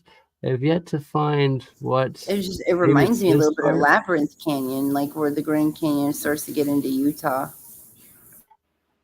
Of course, there's literally hundreds of these cave entrances along the river entrance at the bottom.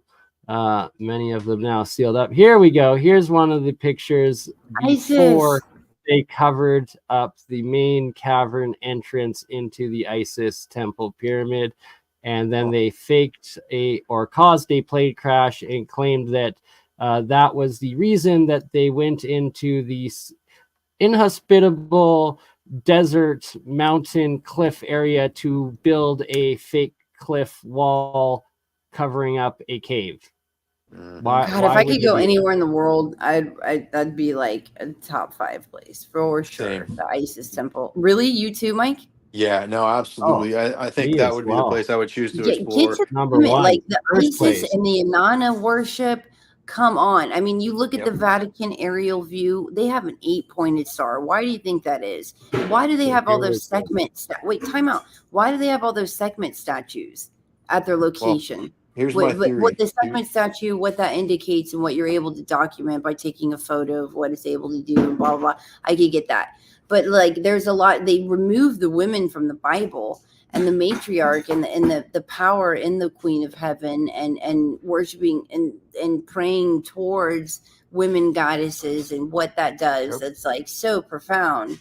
So yeah, the temple. That's why the Pistis Sophia is a really good read as well. Is it explains in detail why the feminine spirit was stripped of so much in great detail of things I never even understood. The thing with the 8-point and the 7-point stars is you see both, and I believe it's the same as the musical notes. You see both in terms of 7 tones and 8 tones per octave, and the difference is if you go back to the solfeggio, which is what the the Gregorian monks used for their chants. It was a very holy sound. There were 7 tones per octave, and each of those tones represents one of our chakra points. And the Romans went and changed the solfeggio scale from 532 to 440, and the 440, it gives you 8 tones. Unfortunately, none of them are resemblant to our chakras, and so when music is played tuned to 440, it does not activate our chakras like it's supposed to. And the path of the orbit of Venus is a 5-pointed star. If you look at like where Earth is and where Venus is, and the orbit and the path that Venus makes becomes a 5-pointed star. Interesting. Yeah, and it's beautiful when you see the interject. design that Venus makes around the Earth. It looks like a beautiful flower. Right, most of the planets actually, they all have these very complex, look like flower orbitals. I know exactly what you're talking Just about. even looking at the stars, really, it's like it's a record player and it plays sound, and that sound brings wisdom and information and frequency. Really, it's like, what is even a star? I'm trying to think of the name of these, but these are Egyptian glyphs in Australia.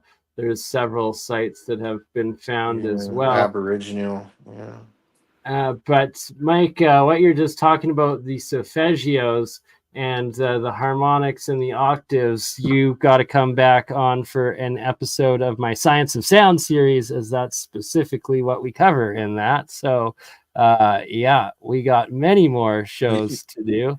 You ever seen these? There's called Earth. What is this? Sound. I'll get this Earth. Something. Oh my god! I'm gonna hit this though. You gotta hear this. I'm going to.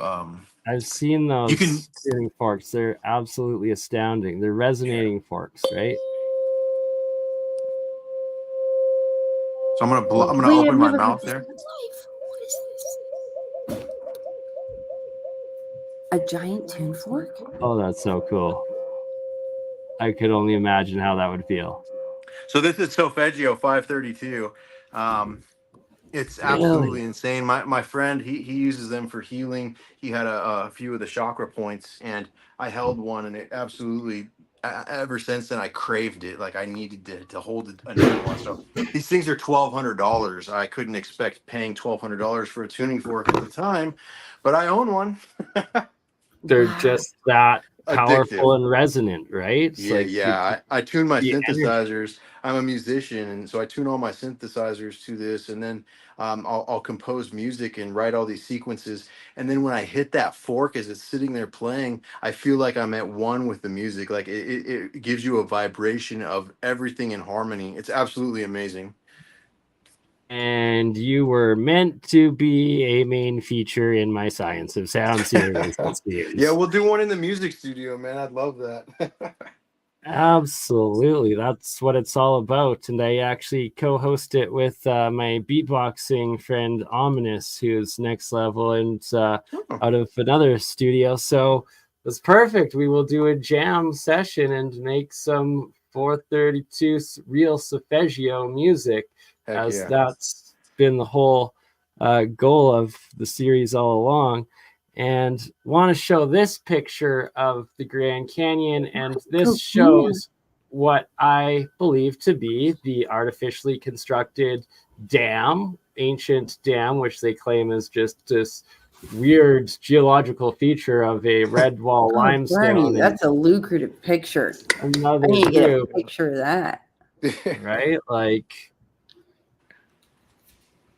kind of adds to the evidence in that it looks like it was washed out by some sort of cataclysmic event, breaking this dam, emptying this once paradise. That's what I was saying. Like, that's what I was trying to say is like something create a massive amount of water, like a flood, and then something electrically happened to then, you know, like electrify the water, which then fried it. That kind of makes sense, right? Yeah. You know, like, was there a plasma event that happened when everything was embodied in the water? Oh, there we go. That might change your Here's your DNA. stone. We need to have something. We need to have something that says prayerful. You're looking at something that could change your DNA and the molecular structure of your cells.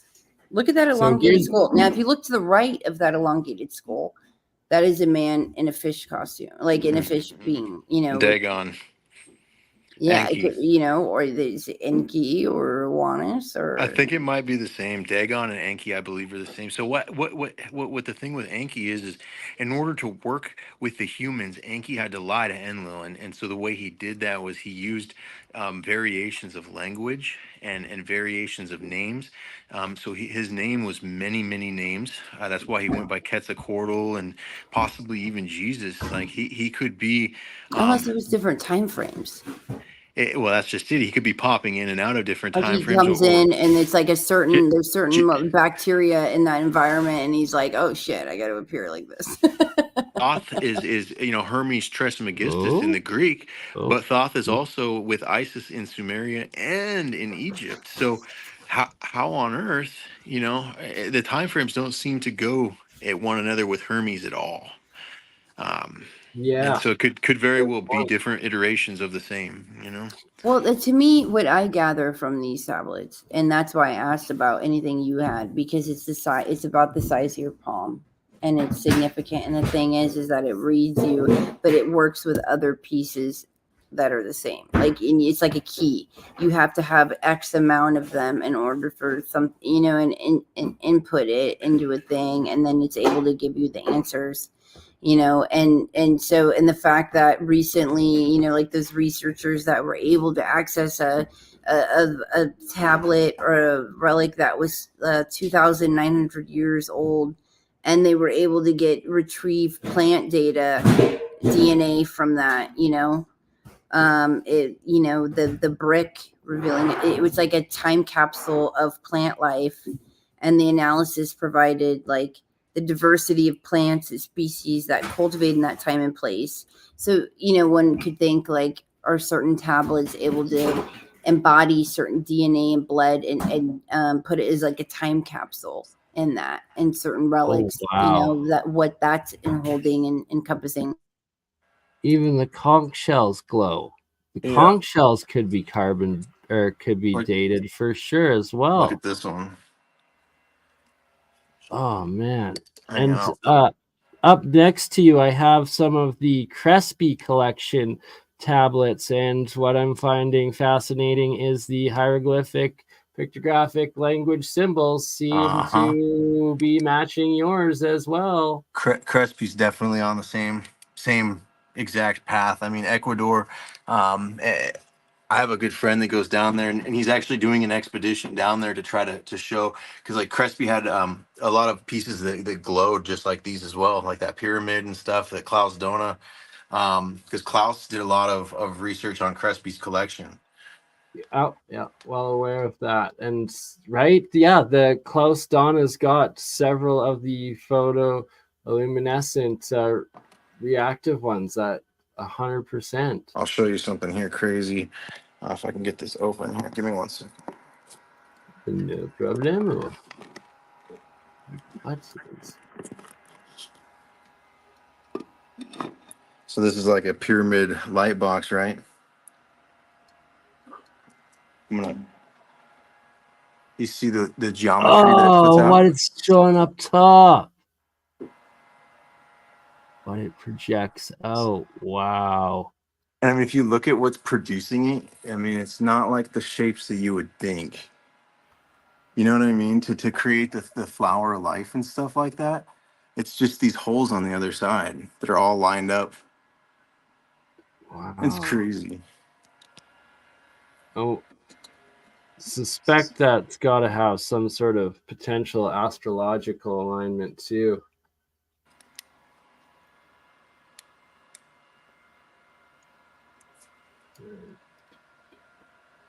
I don't normally broadcast from up here, so sorry if it's Don't apologize for giving us extra bonus material. Yeah, eh? this is the Sharon's bonus Karen. stuff. Yeah. See, like this one here, all of them stand really flat and sturdy. But this one, because it's nursing the baby, it has a built-in rock to it. What? Like, wow. Like, Pretty crazy. it's just so, regardless of its age, they're just some of the most like magnificent like craftsmanship and like art pieces in existence, you know, like just It might be. Yeah. I mean, it's just hard to believe that this stuff's in my kitchen and living room and down. You know what I mean? Like, it's still sinking in. I guess I don't know. right, like All right, well, lot thank to you guys take for in. having me. I'm gonna run. absolutely. It is. Oh wow! Yeah. It is 4:30 in the morning where I Yeah. am. 3:30 where you guys live on the coast. What? We're 3.5 hours deep, pretty much. I left you my name and my number, so you have it. Ooh, thanks, Julia. Cool. Yeah, we'll stay in touch for sure. Okay. I appreciate it. All right, yeah. Absolutely. Thank you guys. This has been amazing. Thank you so much. We'll do it again. You're awesome. 100%. All right, take care. Truly Have a has. good night, Much guys. love, Julia. Much love, Mike. Everyone, check out aliencarvings.com and TikTok at Alien Carvings. Righteous. And on that note, thank you all, and we'll catch you on the next one. And Mike, if you want to talk a little bit after I cut the live, Sure. hang on. If not, cool. All right, we'll let the outro play. Catch everyone on the next one. Thanks for watching. You crazy mother. Yeah.